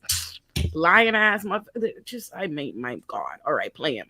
Just gonna finish. I'm not even sure what else is left here, but let's see. Is why when people say living wage, the question is, well, what do you mean by a non-living wage? Do you just mean a wage that you don't think is high enough? And for what job? And what does the market look like? Well, I mean, first of all, the wage to cost. Yeah, that was the whole thing. All right. Yeah. I mean, yeah. It's just this is the kind of thing where I mean, he spews obvious bullshit every week, and I think that the running theme here is that these people maintain their positions, maintain their jobs, maintain their salaries, despite all of that, or not really despite, because of that. Like they are in their position to lie to people. That's why they are there.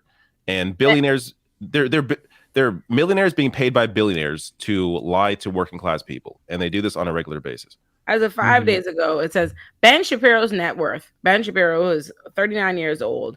Has a salary of $3 million and a net worth of $48 million. This hobbit sits on his fucking ass for a living and runs his mouth.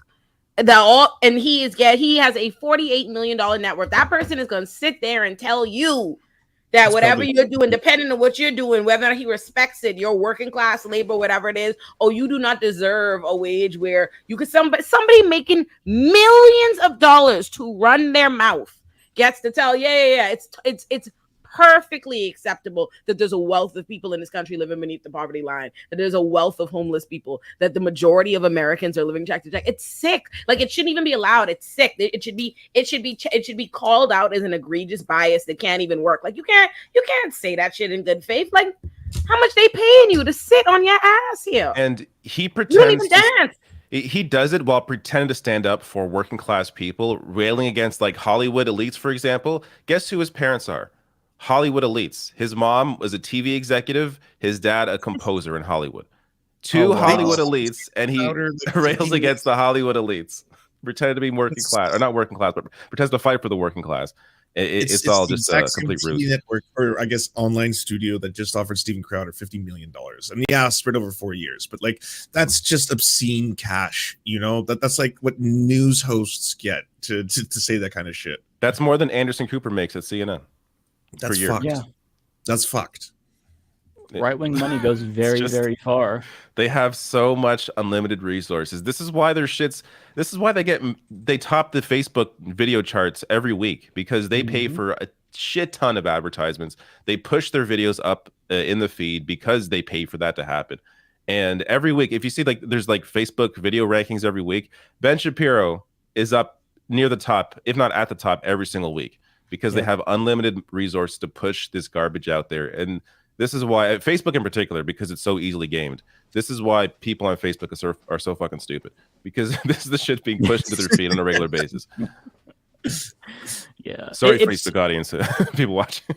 We love you all, but you're not like the rest. No, it's so frustrating to me that like people who watch this, who are fans of Ben Shapiro, I mean, like most people are not rich. Most people are not millionaires. So how do you not have this like visceral response? Or he's gaslighting you. He's telling you that, you know, you're getting paid fairly and whatnot, where he's sitting on his iron throne, rich. Like you should see that and never watch him again, be turned off by it. But people will come back and eat it up.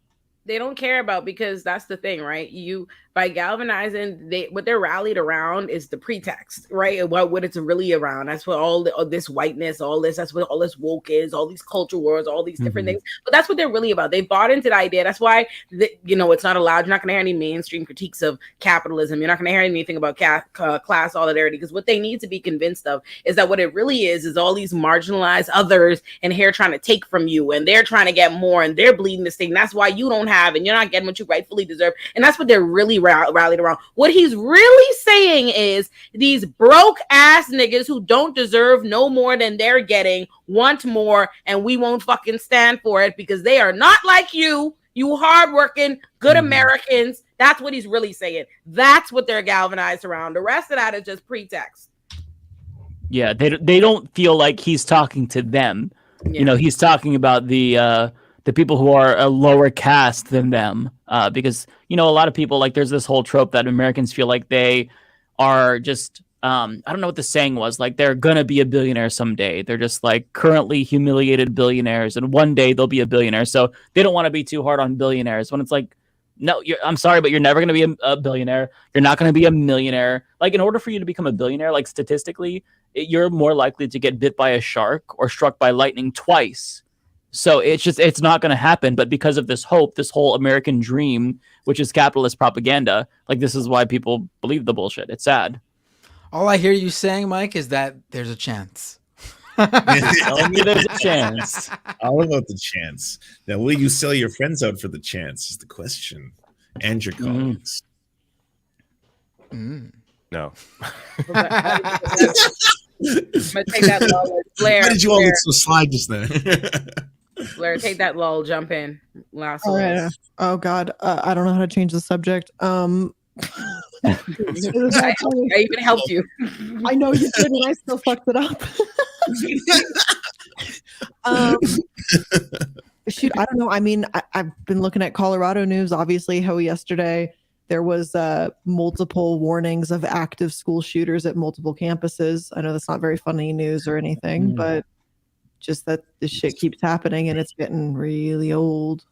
It's kind of scary because yesterday was supposed to be this big snowstorm and everything, and you know, have these kids going to school and then having to evacuate the school during a snowstorm is kind of shitty. Yeah. Jesus. So, bad segue, but here we are. News about guns is so, like that kind of shit is so it's so tough now because we're yelling into a void because once, you know, how old were they? Like the these ones ones in high schoolers for yesterday. Yeah. So like, you know, we've had kids who are like, what, 5 years old get killed in a school shoot. Like once that happened and nothing was done, you know, it was over. The conversation kind of ended because it doesn't matter what we say. It's very clear that our voices mean nothing to the small group of individuals who could make change. Exactly. Yeah. It's like, why even rehash the same argument where Republicans will say, oh, it's mental health, and then not even do anything to increase mental health funding. Oh, they voted against. There was a recent vote where Republicans voted against mental health funding in schools. Oh, right. Pretty much unanimously too. Yeah. Like the shit is, it's so obvious, it's so out there, and no one really gives a fuck. It's really. I don't think things are going to get any better until America starts contending with the Republicans and what they really are and stop dealing with them like they're a legitimate party in opposition. Because what you have is a bunch of legitimized like fascists working against everything that is supposed to be united government or anything. You see that. You see what the foolishness that Marjorie Taylor Greene is tweeting and stuff. Right.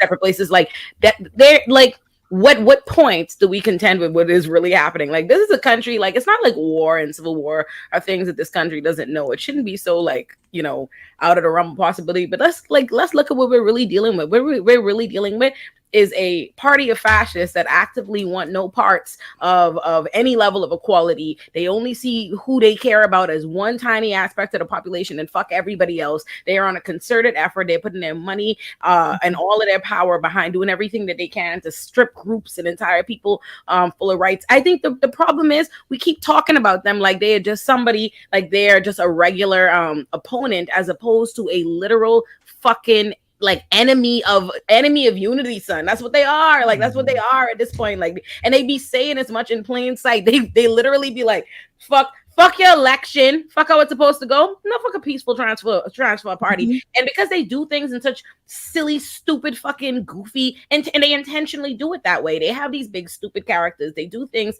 that, you know, are easy to mock and stuff like that, because then it's easy to dismiss it and downplay it. But let's not forget, these are motherfuckers who stormed the Capitol. These are people who fucking have packed your fucking Supreme Court and are out there stripping your fucking rights. These are people who are banning your fucking books all over the country. These are literally textbook fascists. Like, I don't know what else they got to do for us to realize we're in the book 1984. I think that's what needs to happen. We got to stop. They're wicked. They're not just regular politicians. It's not a difference in ideology. Like, they are against. They are literally, they consider everybody else an enemy, and they make it very much so clear. They don't even try to pretend. So, not to mention like the gerrymandering, like they're the ones that are rigging elections to win elections. Yes. Like, this is like that alone, and that's been going on for years. That alone should have been the giveaway, like the start, at least the starting point for us all to acknowledge that this is the anti-democratic party. Like, they are anti-democracy. Yeah. And you can't have people like that and treat them as, you know, as you said, just like the opposition party. They're not the opposition party. They are anti-democracy, and this is how they keep winning. If they were in another country, if we were analyzing another country and there was a party operating like this, we would be talking about them like a rogue, like the government has already dissolved from what it's supposed to be. They are no longer and they stopped a while back. That's the crazy thing. They stopped operating within any level of like feigned civility rules, hiding it or anything. It's just out in the fucking open now. The shit that they're doing is absurd, and we see it just plain as day. Well, here's a question for y'all. No right or wrong answers here. Where do you think we're actually going?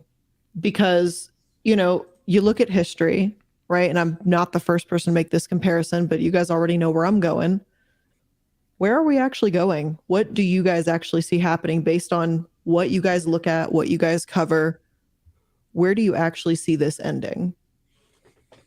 I see a potential second civil war of the United States to be a disaster of such momentous proportions for not only the people who live in the United States, but the world writ large. So much so that our own security apparatus in Canada has it as a primary concern that they're worried about, as do other countries. I can't speak for Mexico, but it's definitely something that the rest of the world does not want to see. I don't think people realize that the people who are heavily armed in the United States happen to be far-right militias, the ones who happen to have training with ex-police and ex-military, far-right militias. The amount of cops in the United States that would line up with far-right militias would be devastating. You would have a situation in which the federal army would have to be attacking. Like, it would be a fucked up disaster. It needs to be avoided at all costs. It's not something that, like, when pundits are like, Tim Pool has been begging for a civil war his whole life. I don't know if he thinks he'll become a superhero, but it's like, it would be no joke. It would be no laughing matter. It would be unbelievable amounts of death and carnage and destabilization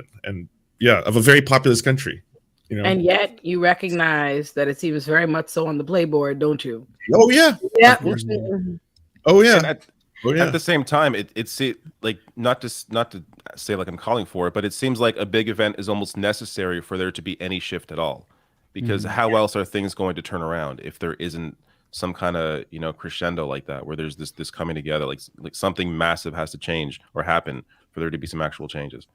Well, and part of the reason why I feel so frustrated is because I agree with that. Like, I think that something big has to happen or will happen, like a civil war or democracy completely collapsing, but like there are avenues out. And I felt like any chance that we had to take the off ramp and avoid that, we avoided it, right? And so like one was getting somebody like Bernie Sanders in office who would kind of do like a similar thing to FDR potentially. I'm not like, I don't know if Bernie would be successful in that regard, but like trying to save capitalism from itself by doing policies that benefit people. Because I think that a lot of the problems stem from people being so desperate and distraught that they're looking for answers. And when you're looking for answers, you are more susceptible to radicalization, a demagogue coming along. And so it's easy to accept more scapegoats. It's trans people, it's immigrants. But if you were to change the situation economically speaking, I think that would help. Like it's not going to get rid of racism and transphobia. That's not what I want to say. But like if Democrats were to make an effort to reshape the country and like change, basically have like a political realignment, so that way politics isn't so hyper capitalistic and commodified, I think that could have an effect. But at the same time, like even if somebody came along like that wasn't Bernie, and maybe too late, because I feel like we're kind of like past the Rubicon in a sense. Democrats cannot reshape the country to a vision that they don't believe in. Democrats are not as fundamentally removed from the other side, and that's the important thing we need to recognize, right? We're looking at they're making Cop City right now in Atlanta. Let's keep it real, right? I live in New York City. This is a place that full Democratic stronghold, and all the Rikers, all the things that we deal with. That's what's happening. That's what's happening here. I don't think we're going to see that from them, because they're a part of it. I don't think it's because what it really is I don't think it's, that people are being tricked into something. Yes, there's some level of that in the world, but let's keep it real.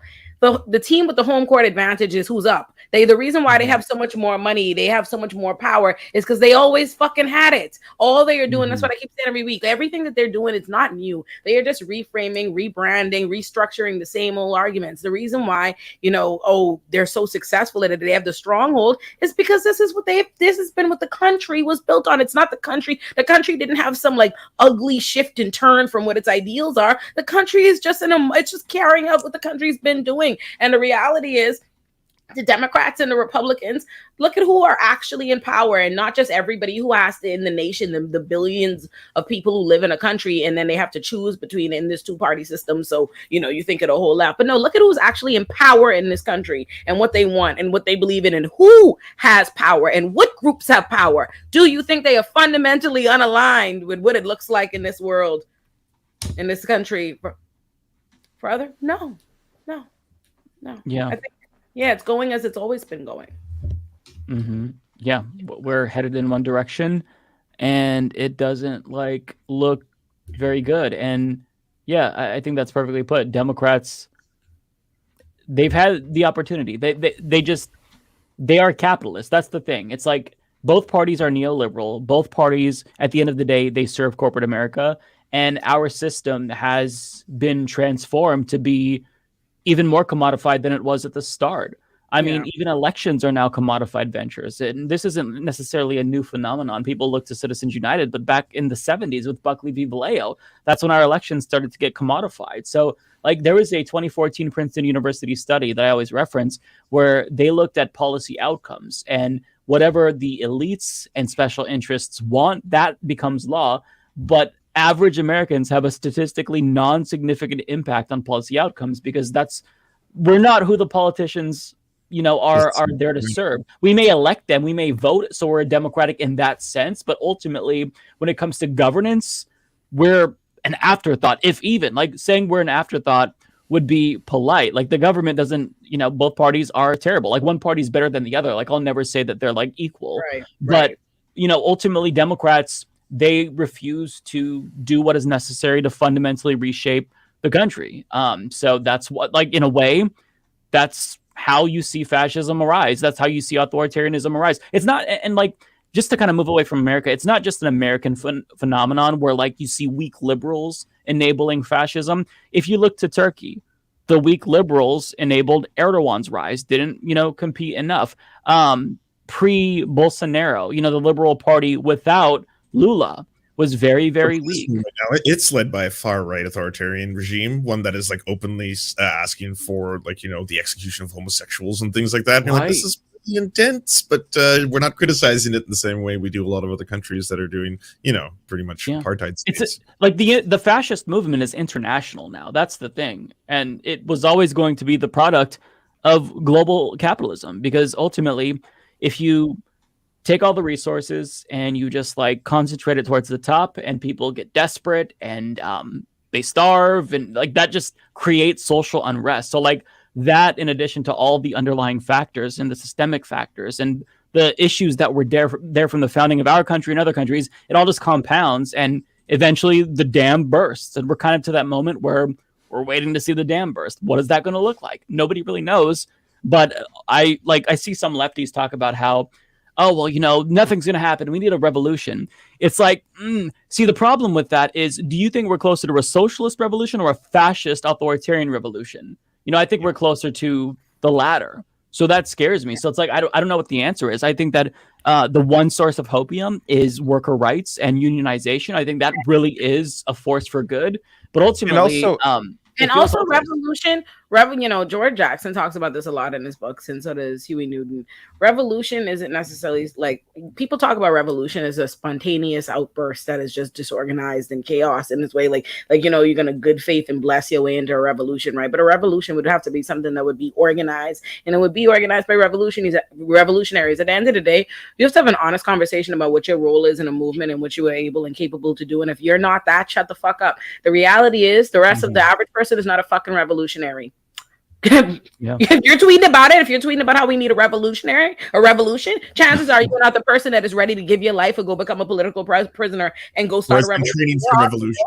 Yeah, there are people that do that. The militia, no. Exactly. You're tweeting from your California parents' basement and with the communist symbol. Yeah. Exactly. You are a person that is not a part trying to do any revolution, and you are commenting to other people like us who are also not revolutionaries. Meanwhile, there are people go make a decision, figure out who you are. I honestly feel like, I always say, I don't appreciate when people give me don't give me those kind of flowers. There are people who really, I know, I read from them that George Jackson, jail, these people die in jail. They are political prisoners. They go and they really commit their life to that. They're really thinking about guerrilla warfare. They're really trying to come up with strategy. They're really trying to figure out how they could arm a community and do these things. That's not me. That's not me. And that's likely not fucking you if you're talking to me about it. So unless you're getting ready to do some revolutionary shit, but you shut the fuck up and maybe let's figure out some other stuff in between and maybe a more gradual process that works for you, right? Because it'll be people like that who don't want to have conversations about how you get to a road to abolition or something like that, but they just want to say revolution and they want to say abolition now. Well, you have to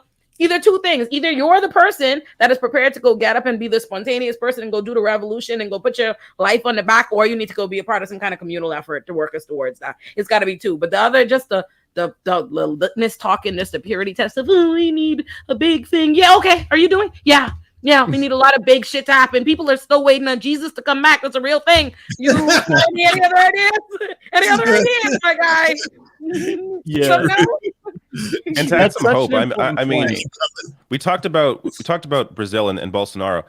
Lula ended up winning, right? So like there is, like, not to say that everything's perfect now in Brazil, but there's always the potential for things to turn around. And yes, gradual turnaround. Yes, it's politics. Yes, it's not perfect. Yes, there's issues, but there is, just because shit is terrible now and the direction things are going, it looks like it's going to keep getting worse.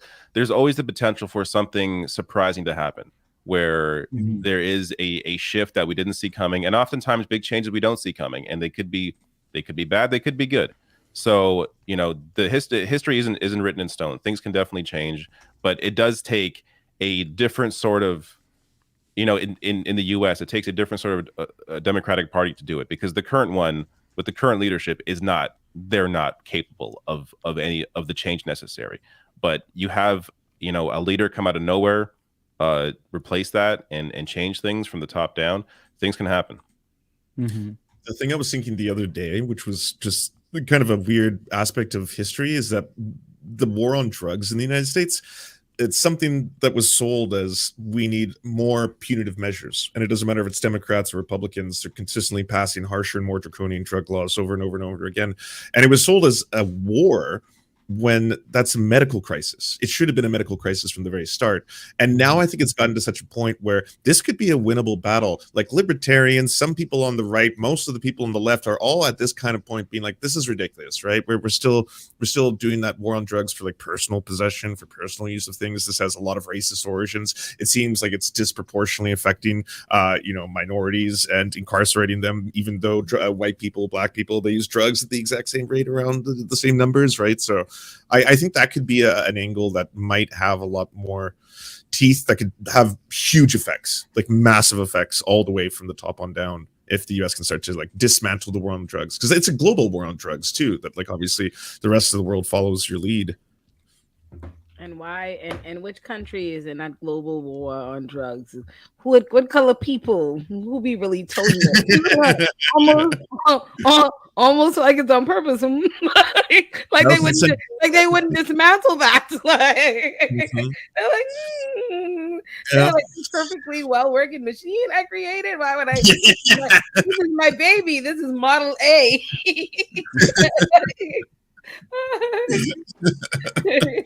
The American government is real trifling.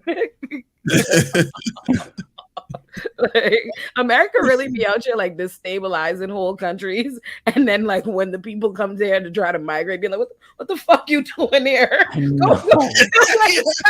how America thinks it out. America really goes to people's countries. No, did you see the new rule proposed by Biden's administration? What's that? So basically, it's another it's a cap on asylum seekers, specifically from countries like Venezuela, Nicaragua, Haiti, and whatnot. And this it's a ban on asylum that looks very, very similar to the Trump asylum ban that was designed by Stephen Miller.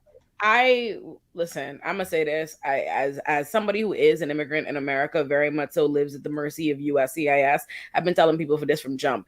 Americans do not know shit about how to immigrate. Like even the lawyers, goddammit, Americans don't know shit about their immigration system. They talk about immigrants till they blue in the face, undocumented this, illegals this, nonsense. Meanwhile, the actual majority of undocumented immigrants in America are visa overstays because you have a ridiculous fucking immigration system, and it's ass on both. I've been in America for 15 fucking years. I came here when I was 14, just about to turn 15. I'm turning 30 in July. I don't even have a fucking green card. Because you know why? Because I'm only just now even becoming, you know what I had to do? Okay, I had to become a public figure to become even in the realm of being able to apply for something. So no, the Democrats are just as fucking bad. They're like just as bad. The level of racism, and don't get me started. It's very specific. Like people have no idea how like clearly racist it is. It's like certain countries you will just be ineligible. Oh, you're from this country? Oh, you're from the Bahamas? You're from these black countries or whatever? Nope. But you from Canada? You from Australia? Special, literal special visa, special thing, special deal. Oh, you're good from the white country. They literally do that. Oh, certain countries.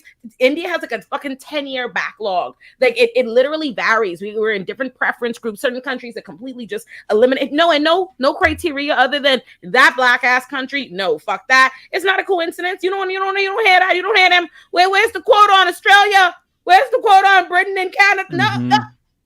No. Listen, don't get me started. Do not get me started, because that almost blew my high to come up here and tell y'all, because I literally think about all the years of my life I would never get back from U.S. immigration, pulling you incredibly hard. It's unbelievable. It's unfucking believable.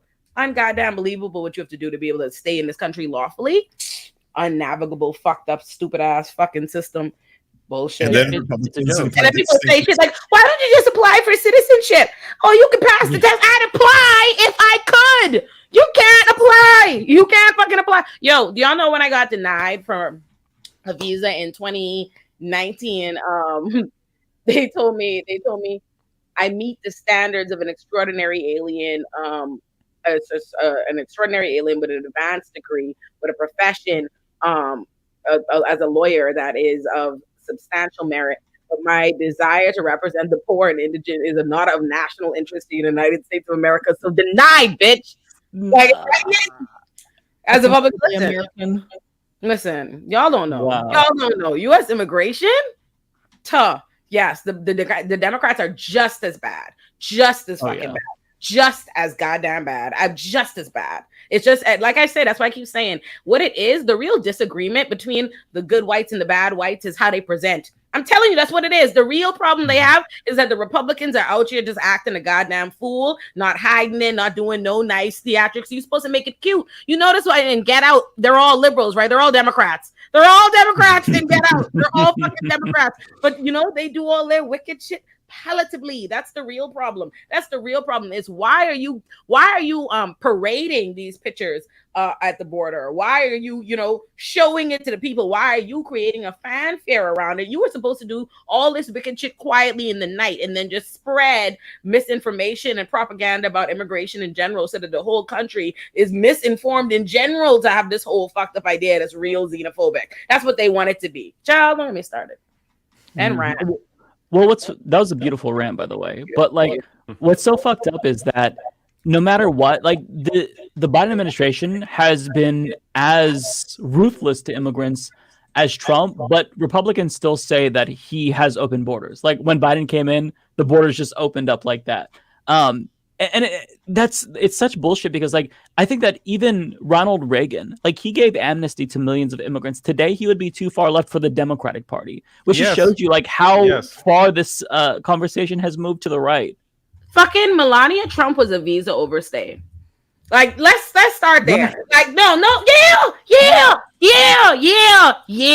yes, a visa overstay who was working. Do you know how infuriating that is to see, like how infuriating that is? Because it just makes it so clear what it always is about. And it really just is about race. And that's all it's ever about. Because you know what it is to watch this man, you have all this xenophobia and all this anti-immigrant message to spew. Meanwhile, your wife is an immigrant. Your wife is somebody who violated the terms of what it is, who very much so would fall into your undocumented, when she's a visa overstay, all of this. She's working, she's doing all these things, but it's not a problem. And it's not a problem for anybody in the base. And this person is going to sit up there because what it really is keep black and brown immigrants. That's all it's really about. It's infuriating, son. Like that they lie. It's the gas. Like I say, they practice the politics of gaslighting. They pretend like, oh, it's all this and do it this. And also something I need for people to generally understand about immigration. Nobody wants to be in a country as a second-class citizen. Nobody. There is nobody that has the ability to apply to become a citizen or to have a work visa or a green card or these things the lawful way, and they are just choosing not to do it. They are literally not eligible. That is what America's immigration system. Not only one have they created an immigration system that mirrors a criminal system that doesn't need to. Because I know it's hard to think about it because that's all you ever see is a world where they detain people and that doesn't make sense. Why are people becoming criminalized based on what should just be this is paperwork. This is immigration stuff. It doesn't have to be a criminal situation, but they make it that, and they make it that for specific populations because you ain't never seen no bunch of Italians at the border or being in no detention images or blah blah blah or heard about a large what you don't hear that. You don't hear that. But you hear it, but whenever you see these pictures, they can't wait to show all these pictures of the Haitians being chased on horseback and being whipped and all kind of Hispanic people in cages and stuff, because that's what it really, really is about is keeping these specific populations out. And meanwhile, they up there talking mess. And to Dark Stars, girl, take a breath. No. There, I'm done. Just to bolster what you're saying, so I'm not sure what percentage of undocumented immigrants this counts for, but there's approximately 60,000 Canadians currently living undocumented in the U.S. Like there's you know what I mean? There's very little discussion about that. Interestingly, no wall on the border of Canada to keep the Canadians out. It's a very focused discussion. Yeah, no, very, very much so. And they paint it as though people are just choosing, like people just don't want to do it the legal way, you know. And Americans really think that, because when I there've been times where, like I said, in 2019, that's the roughest my immigration situation has ever been. And I remember like lawyers and people I know, they're like, oh no, but you're fine. Like you're the kind that they want. And I'm like, no, I'm not. Like you think it in your mind because you really believe in the foolishness. Oh, you think, because you're a lawyer or whatever it is.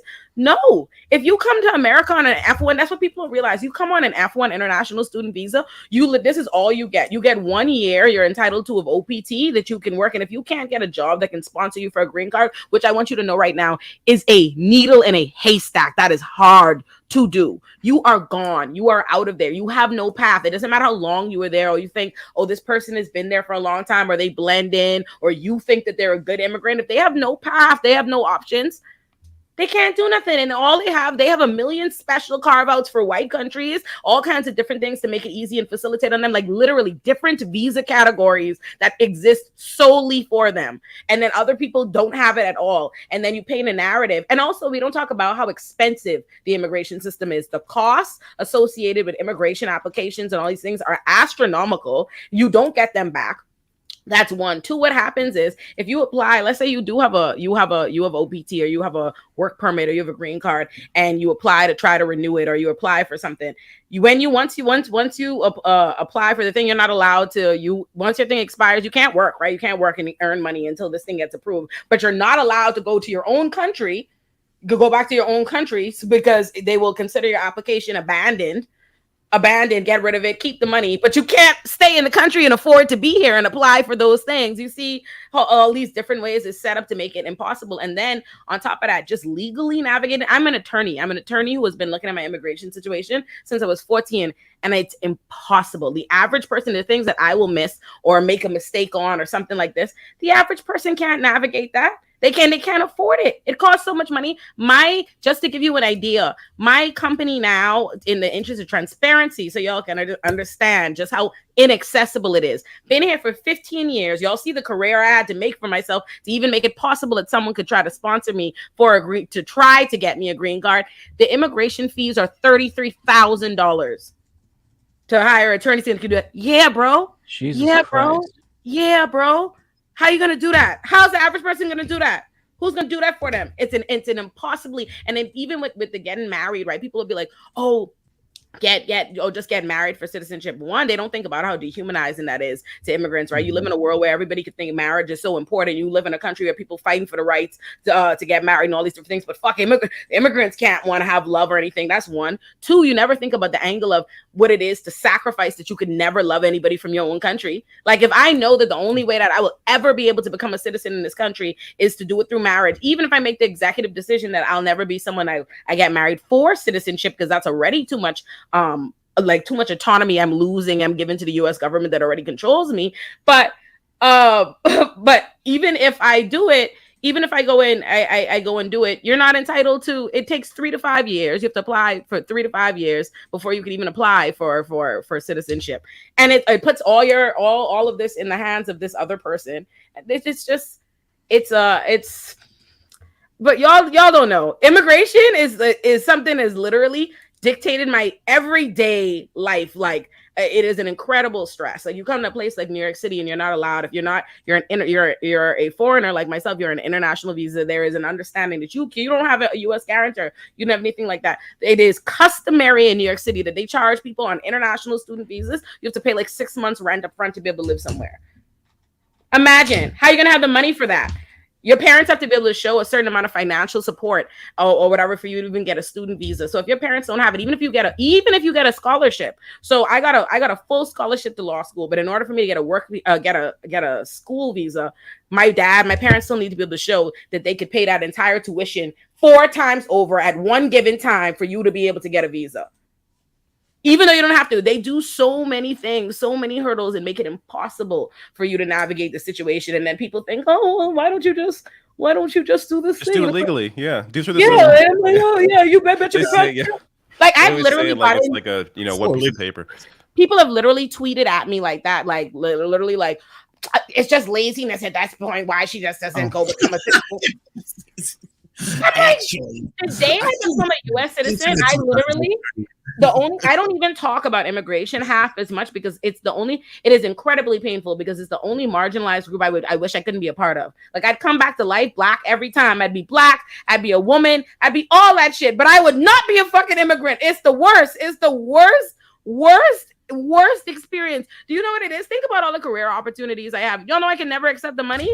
Until I get a green card and the links I have to go to, I have to just turn down the money. So every time you see me do an opportunity that looks at people think, so they hate you for all the things that make you visible, thinking that you have all the money and all of this. No, I do everything for free 99, because the U.S. government will be like, Get out. How dare? Who told you? Who fucking told you you could do no shit? Are you making money, bitch? So, yeah. That's wild. Yeah, I just wanted. So fucked up. Yeah. It's ruthless. Yeah, y'all got. That's the trials and tribulations for my immigration trauma. Thank y'all for operating as my therapist tonight. Y'all have really done. No, that was. Talk more about this. This is like you have to have that perspective. It's informative for people. I think to hear that. Yeah, because people really don't think about this. Like they don't think how difficult it is to become a citizen. It's just, well, that's their problem. They should have came here legally. Like, and this isn't just like me making a caricature of like the right wing. Like liberals say this shit too.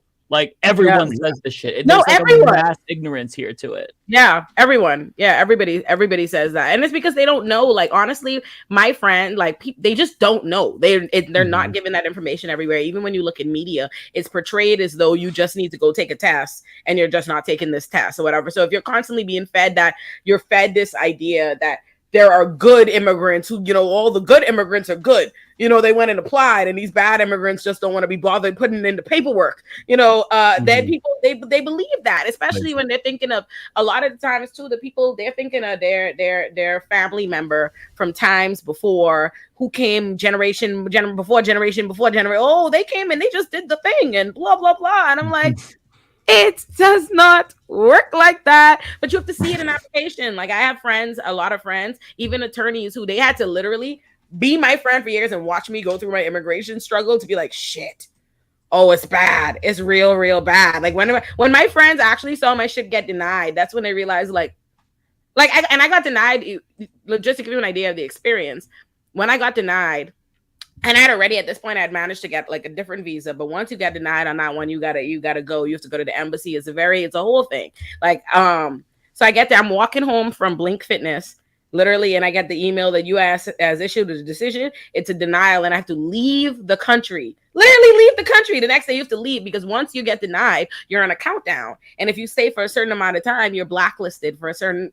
And then, and just to give you an idea how stressful that is, you have to go, even when you're approved, like let's say you apply for a visa and you're approved, you get the approval notice, you still have to go to the embassy and do an interview and basically convince them another time, and they can deny you for whatever reason, whatever person at the thing. And they give you, when I go, so that is the most, I can't tell you how stressful that is. It's 15 years of that. And then you go, this last time when I went to go get my visa, this lady is this old Bahamian lady in front of me who had been living in the US for a long time. She had a green card and she didn't understand the immigration rules or whatever it is. She thought she had to come to the embassy in order to apply. They tell her she needed to do it this time or not this time or come in person. Either way, they tell her no, she can't get it and she can't go back into the US. The woman has lived, this is an old lady who has lived in the US for in Florida for 30 years, has a home there, dog there, and they're like, so, whoop. Yep. And that's the shit that you're in there behind this person getting ready to have a stroke, because that's what it is. And I've experienced so many other friends and so many Bahamians and so many other people that have come to the US for a certain period of time and really struggled to try to be here to stay. It's an impossible journey. I have 5 sisters. I have 5 siblings, and my sister have 3 sisters that are just as intelligent, just as decorated and all these different things. My sister Dawn, who was my doctor equivalent, couldn't go to US med school because it's impossible, because the standards for international students, on average, they will only let 3 to 7 international students into a class, because what's the point if they're not going to be able to get employed after? No one wants to employ them because no one wants to take on the sponsorship of them. So it makes it that much harder to even get into the schools. And for me to be able to get a job, for me to make myself competitive, the fact that I'm still in America, I worked 6 legal jobs in law school. When the average law student, you could only work 1. That's how stressful those are, but you'll make a lot of money. So I had to work a job. I worked 6 demanding law jobs that would pay you, but I can't accept the pay because it'll violate the terms of my visa. So I'm broke. I'm working to death just to make myself far more competitive than everybody else so that I could still be sitting here talking to you all today. It's insane what the immigration situation is in America. Yeah. It's really wild. And I've never once in 15 years seen an honest conversation about it on the media or on the news anywhere. It's just the same old tired ass propaganda. It's not even misinformation, because they literally don't tell Americans anything true and honest about how the immigration system works. So, Jesus. Monologue wrapped. No, well, and the thing here is, why would they tell Americans the truth? Honestly, I mean, let's be real. If they told us the truth and actually gave you the information to a degree is power, and they don't want that because, like we talked earlier, there's corporations that are controlling the interests, and they don't want this. Yeah. That's what it comes down to. It's the same. It's capitalism all over again. Sorry, today's episode has been capitalism ruins everything. It does. Yeah. I heard a wild story recently about how like someone was working for one of the an immigrant who had a work sponsored visa. I believe that's what it is. Works for one of like the big tech companies and went to visit like family overseas and got laid off as part of those the big layoffs when they were overseas. And that was it. They no longer had a job. They couldn't come back in the country. It doesn't matter that they had all their stuff here. They were paying for their rent. They had an apartment. They had their whole life here. They were out of the country when they lost their job. So that company was no longer sponsoring their visa. They couldn't come back. I mean, that's fucking ridiculous. That's not even a chance. In the tech sector, right? Like there was Twitter, Facebook. Like how many tens of thousands of jobs for people from other countries? Right, but this person, I'm sure there was others too, but this person whose story I heard online just happened to have been overseas when the layoffs happened and they lost their job, and that was it. They if they were in the country, I believe there would be an opportunity for them to find another job within a certain amount of time. It's still ridiculous. I think they'll give them like 60 days or something. Yeah, but this person, because they were overseas, that's it. No chance to find another job. They are out of here. They had to have a roommate sell off all their shit. That was it. Like, that's fucking ridiculous. I have a friend that just happened to literally over the Christmas. Literally just happened to them. It is far more common than you think, and it is miserable. And I also another underknown part of the process is, like, especially as an international student, when you go and you do these interviews at the embassy, you know what they do is they want you to demonstrate to them that you are not attached to America, right? Like you can't demonstrate any intent to remain. You know, they don't want you it to appear like you want to stay there, like you want to act like think about that. People think, oh, you apply for citizenship or these different things. You're not even allowed to say you want it down the line. Like if you're not only are you not eligible for it, but if you demonstrate that you want it, that you eventually want to remain in the country, they'll deny you for whatever it is visa that you are eligible. So imagine living in a country. I've lived in America now. Officially, I'll when I turn 30 in July, I'll have been in America longer than I've been in my own country. And I'm not allowed to talk about the place like it's my home, or like I live here, or like I want to stay here. Like I have to treat a place that I've been at for half my life like it's a vacation spot. Like, oh yeah, I just want to breeze by. Like I've been here. I have to, every time I apply for something or you do something, I have to literally go and show them every time, write out every time I've entered and left the country. So for like the last 10 years, as though like I live here. Like imagine trying to track your every move and give them your everything or whatever, because that's a U.S. immigration. It's fucked beyond repair. It's wow. Yeah, sorry to kill the vibe. I don't remember how we got here. Y'all said immigration, and my brain went off. I'm sorry. It's so important though, because people don't know this shit. Yeah, like it's so important. Like it's very much so something. I'm in the process of in a process now, and it's very daunting. Like, and listen, I'm blessed in comparison to both that you even have an option now. God, whatever. But just to give you an example of how tedious it can be, like I had to spend a weekend, or honestly a couple months, compiling every single time I've ever been referenced in the news, like in every media appearance or whatever it is. Yeah, in order to show them, to be able to prove, to demonstrate this, my every award, my every this. Do you know how it's like, oh, great, thank God you managed to develop a career enough that makes you, that you could even pursue this. But now do you hear what that task is? Because you have the career that you can pursue this? I'm sweating bullets, like the level of work that is. Then you have to go beg people like, hey, you're an important person that knows me. Would you be willing to write a letter saying that I'm a good alien? Like, could you say I'm a good noodle? Like, please. Please. Are they going to be okay that you're on a show called The Leftist Mafia? Like, is that? I trust my immigration attorneys better not say that. We can change the name temporarily. Have a moniker instead. Yeah. What is this about your client joining some sort of international crime organization? What's going on here? Listen, when Trump, under Trump's administration, I think they already changed it back, but Trump had enacted a policy that we had to give up our social media accounts. Like suddenly it was suddenly as a part of the application, we have to give up our social media accounts. I'm like, this motherfucker, like, yo, like that's something. Listen, people don't think about that. What it is, it's an undersold aspect of my experience. Like my being an immigrant is really at the forefront of my day-to-day. It really controls and dictates my life. But people don't, they just completely eliminate it. They just eliminate it. That's the cost of assimilating well, right? People you blend in, but it's really a real life stress. That's something people don't think into, even when they bother to think of the kind of work I do and the kind of job I do, and they do get to the point of thinking of like the danger of pissing off the police and the mayor as one black woman, all these different things. I'm like, bro, I'm still not a citizen. Like, the stress that immigrant. My mommy calls me on a regular basis, like, could you please? Like, she's like, I mean, you are not straight. You are not straight in that country to be saying this about da da da da da. And this is the next thing. So there's an added level.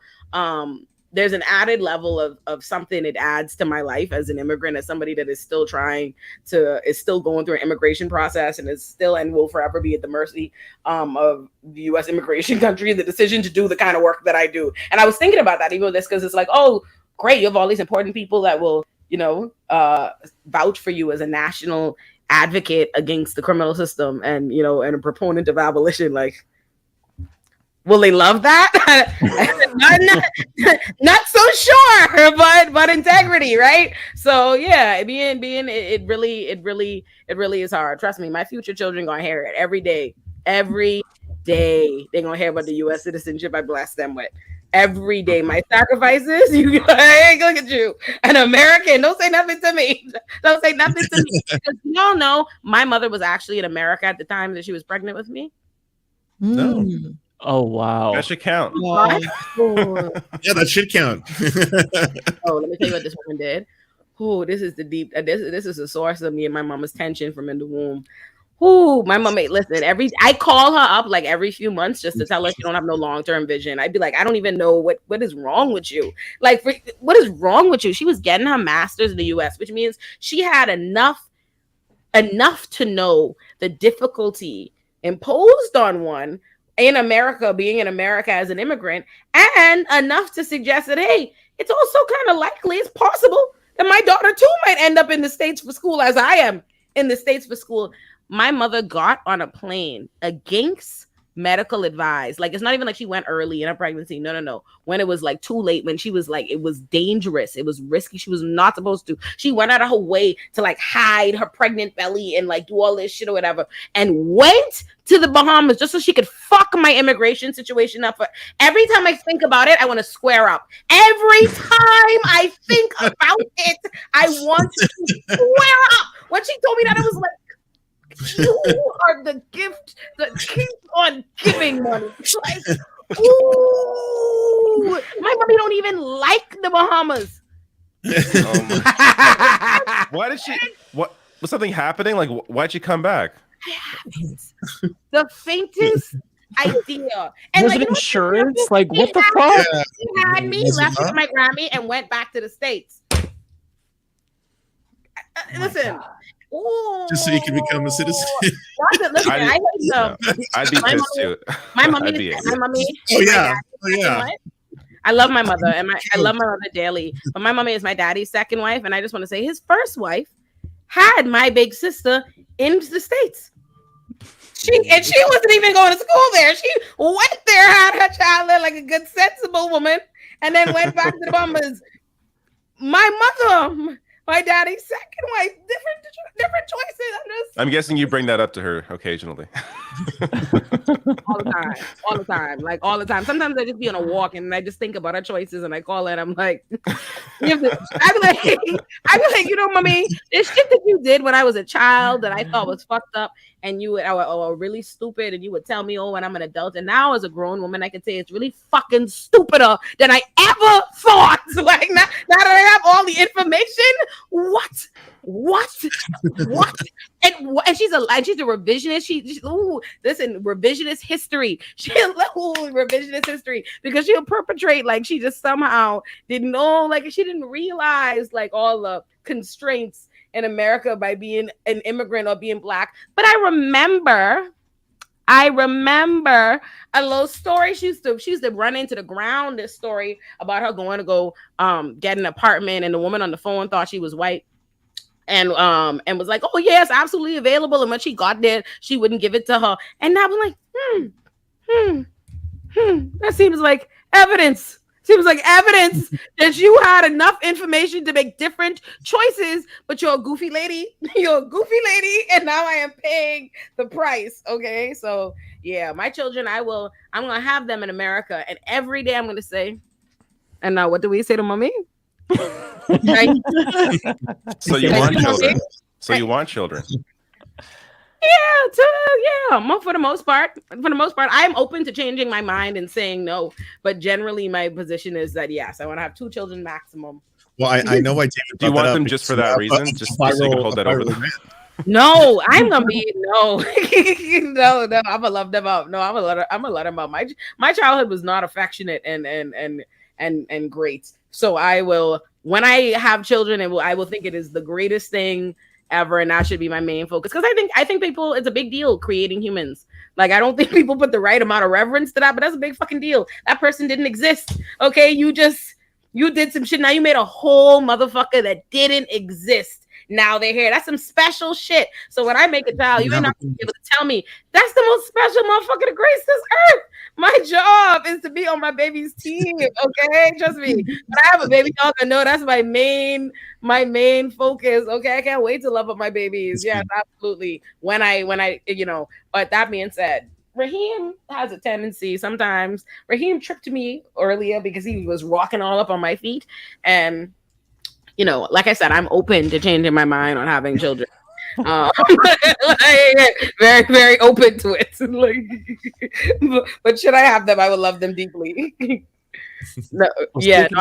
Children, and to circle it back to the earlier conversation about Legos, I have a Lego bouquet of flowers, and my cat knocked it off the window, and that shit shattered into a million pieces. Oh no! So, yeah, that's crazy. Yeah. At least you get to rebuild it. Raheem is my cat. Raheem is my son. Cat feels. I am a big fan of Raheem. Every time you post him on Twitter, I'm like, yes, thank you. That's my baby. Y'all want to see a little sneak peek? Y'all know me and Alex, me and LOL Overruled are starting a show. Yeah. I saw the little teaser. Let me show you the artwork, because Alex has a cat named. Let me just say. So first, he has a cat that I really love. His cat don't fuck with him at all. The cat be screaming in the videos, and I love it. And so I was like, oh, I love this cat. I feel about this cat how people feel about Raheem. What is this cat's name? And he was like, Mookie. And I was like, that's the blackest shit I ever heard. Raheem and Mookie. I was like, your cat is black. That's why I don't fuck with you. So I had Raheem and Mookie incorporated into our artwork for the show. Good idea. Oh my god! Wow, that's really good. Right? Look at my you see my little crown on my baby. Yes, so y'all see it. Captures his essence well, I think. Yes, my baby. He's very regal. Yeah, I love the video that you posted where he was meowing and he wouldn't stop, and you're like, "Don't call me a bitch." Like, oh my, like, you could sense that he was calling you a bitch, and like you were able to grab that, and like it's so good. He's calling me a bitch for him. He be telling me about my ass. We have full conversations in this house. That's my good baby. I love him. So my honey pie. Oh, so we gotta cancel and uncancel because we all know David has to go sleep. I actually have. So here's can I go first? Yeah. So yes. I am uncanceling David Dole and canceling myself. and I have to explain. Last week, like a dumb motherfucker, instead of just leaving, I ended David's broadcast. So he was reading super chats for like how long was it, David? Super chats for, it was like 5 minutes, but it was hilarious. I didn't realize. I'm like, I'm done reading, and then I realized, oh, the broadcast ended 5 minutes ago. So funny. That is actually hilarious. I texted David. I'm like, David, did I shut down the whole fucking broadcast? Like, oh, I was like, oh God, please tell me. I still don't know how you. Why that happened? Is it because you were the first one in the stream? I think that's likely the reason. Is because I guess you were the host. Oh. I think that's what happened. Yeah. So. Oh, maybe. Okay. It didn't bother me. It was a complete accident, obviously. I felt so bad. It's like, how do I end the entire broadcast? Oh, like what the fuck? I felt so bad. So I'm canceled and David is uncanceled. At the end of this, I'll go back and finish those super chats I missed last week. So random thing that just crossed my mind because someone said in the chat, I think last week, but I'm gonna get me a hoodie, a Leftist Mafia hoodie with our animation on it. Oh hell yeah! Yeah, I've decided I'm gonna do that. Store. I'm gonna show. Yeah, I'm getting me a hoodie. Deep in my soul, when I decided I wanted animations, that's what my heart truly wanted all along. Like, I'll make it easy for me to get such a good image. I love it so much. Yeah, it's so great. I love it. I was like, oh my bad. I'm like, literally, y'all should see me in the house. Like every time one of my ideas for the show go well, I'm like, oh, I have the best idea. We can also still do that Discord, so we have that community going. Yeah. All right, so are we gonna uncancel George Santos? No, I mean, I'm not willing to do that. I'm not gonna sign my name to that. If you wanna... Bender. I noticed you were quiet. I felt like Bender would ride. Bender was quiet. Bender, I feel like Bender would uncancel George Santos with me. He's just smiling intently. Yeah, I don't know. I don't know who to cancel this year. I mean, this today. I'm tired. Let me say, I don't even know what I'm talking about anymore. I think we should cancel. Who should we cancel? I don't know. I got no one right now. Entire conversation, you were sleeping with your eyes open. That is the funniest shit ever. No, I wasn't sleeping. I promise I was listening, but it's been a long day. Okay, let's let Bender go to sleep, and David's right behind him. Let's uncancel David, cancel Mike, and we'll cancel. We can't cancel Marjorie Taylor Greene because she's already. We don't fuck with her. Yeah, people that are already canceled, they're canceled already. Let's cancel Rihanna. Someone said that the comments was crazy. No. Why would we cancel Rihanna? That's stupid. We're not canceling Rihanna. All these white people, y'all talking about. Rihanna Pete Buttigieg is already canceled. Right, he's been canceled since 2019. Since he claimed victory in Iowa. Yes. Hey, can we cancel the U.S. immigration system? How about that? Yeah. There we go. Yes, that's a good one. Yes. Yeah. Immigration. That is canceled. Yes. Okay. Great. All right, we're good, Great. y'all. Everyone have a great night. Yes. Everybody. Bye, everybody. Okay, folks. I'll stay on for super chats. Oh wait, I'm Lance. going to I'll tell Lance on DM. All right, peace. I'm just gonna close the window, David. I'm clicking X, not clicking end broadcast. See you next week. Bye. We're still here. Excellent. All right. Oh, look at that. You got a shot of my there's a N64 controller back there. There's the Michael Brooks book right there. There's Milagro. That's Letter Hacks comic. Cool stuff. A little peek into my room. All right, let me grab some chats here. Actually, you know what? Yeah, I'll go into. I don't think there were too many last week, and a lot of them I may not even know what they're referencing at this point because it's been a while. So, but I will run through them in case there is something there that I should have discussed, and then I will jump off. I just got to dig into the settings, find the super chats. They dig them so deep. All right, here we go. All right, in front of me. Let's do it here. Here we go. I'll just go from the top, makes it easier. Actually, you know what? No. Let me go from last week. The 9th. right? Yes. All right. Raise My 21st Century Blues is best pop album. Sorry, that was from Beta Quest. Adri Jean says, does Olayemi have her own YouTube channel? She's working on it. Also, same person says Mike's beard is Marxist beard. Nick Mower says the wind burned her a little bit in the pool. That is a fantastic Trump quote.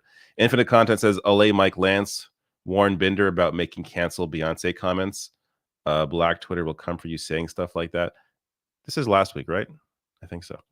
Parker says, I can't believe y'all are still live. Olay rocks. Chris Flush says, thank you all. I've been listening, Mike and David. I would like to see you invite Bo of the Fifth Column to the show. Nick Mower says, induct RM into the Mafia as a full-time gangsta. Jar says, thanks, y'all. Dr. Durr signing out. Cutthroat Juggalo. This is from this week. No, sorry. I just read Super Chats from 2 weeks ago. This is how exhausted I am right now.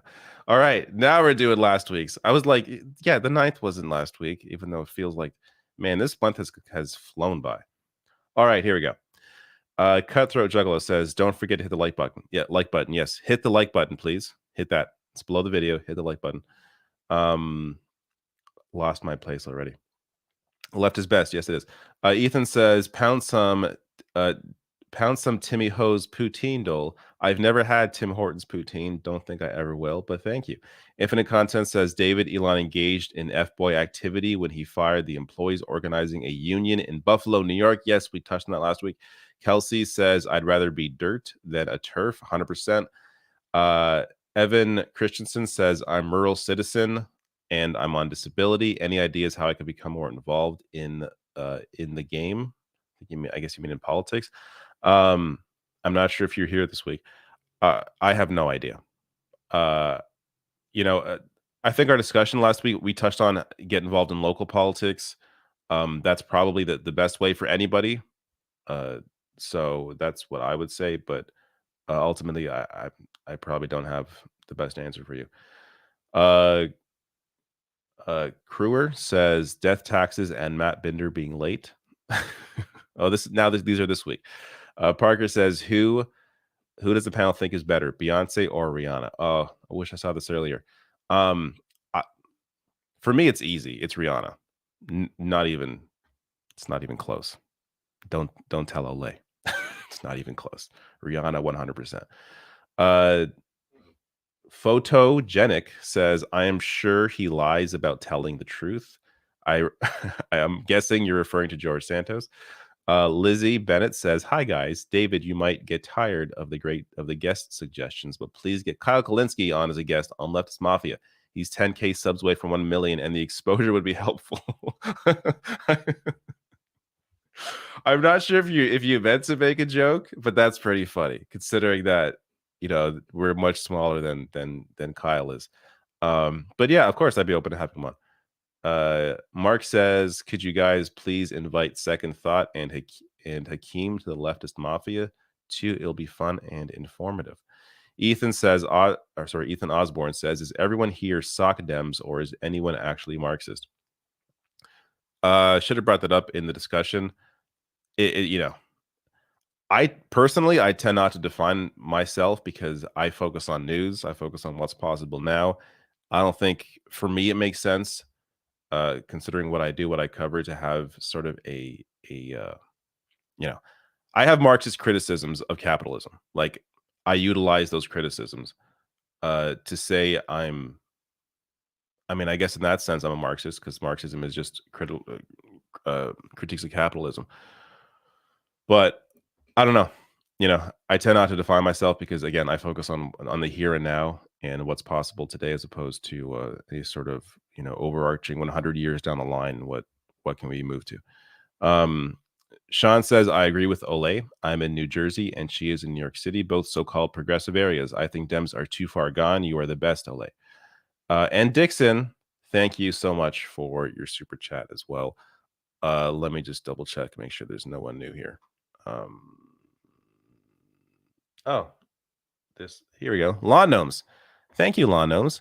Lawn Gnomes, a friend of the show, says, long show. F global warming. it was 70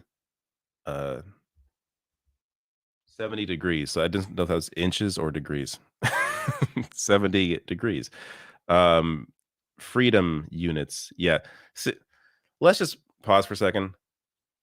Fahrenheit is really stupid. It is. Fahrenheit, I'm looking at the wrong camera. Fahrenheit is really stupid. Fahrenheit is incredibly dumb. You know, the metric system rules all. Fahrenheit is ridiculous. In Ohio today, also, WTF is YouTube censoring chats. Is it? Well, I see your chat, so I'm not sure what happened there. But there we go. All right. Thank you all so much for showing up. I enjoy using this camera. I don't look at this. Look at this autofocus. This autofocus is so amazing. Here's my look at this shit. Oh, that's white. It's kind of hard to see, but I can look at this. This is great for like product reviews. I should do product reviews. This is a vaporizer. These are rolling papers. Look at that. Incredible. I like this camera a lot. I think I'll stick to this camera. All right. Thank you all. See you next week. Goodbye.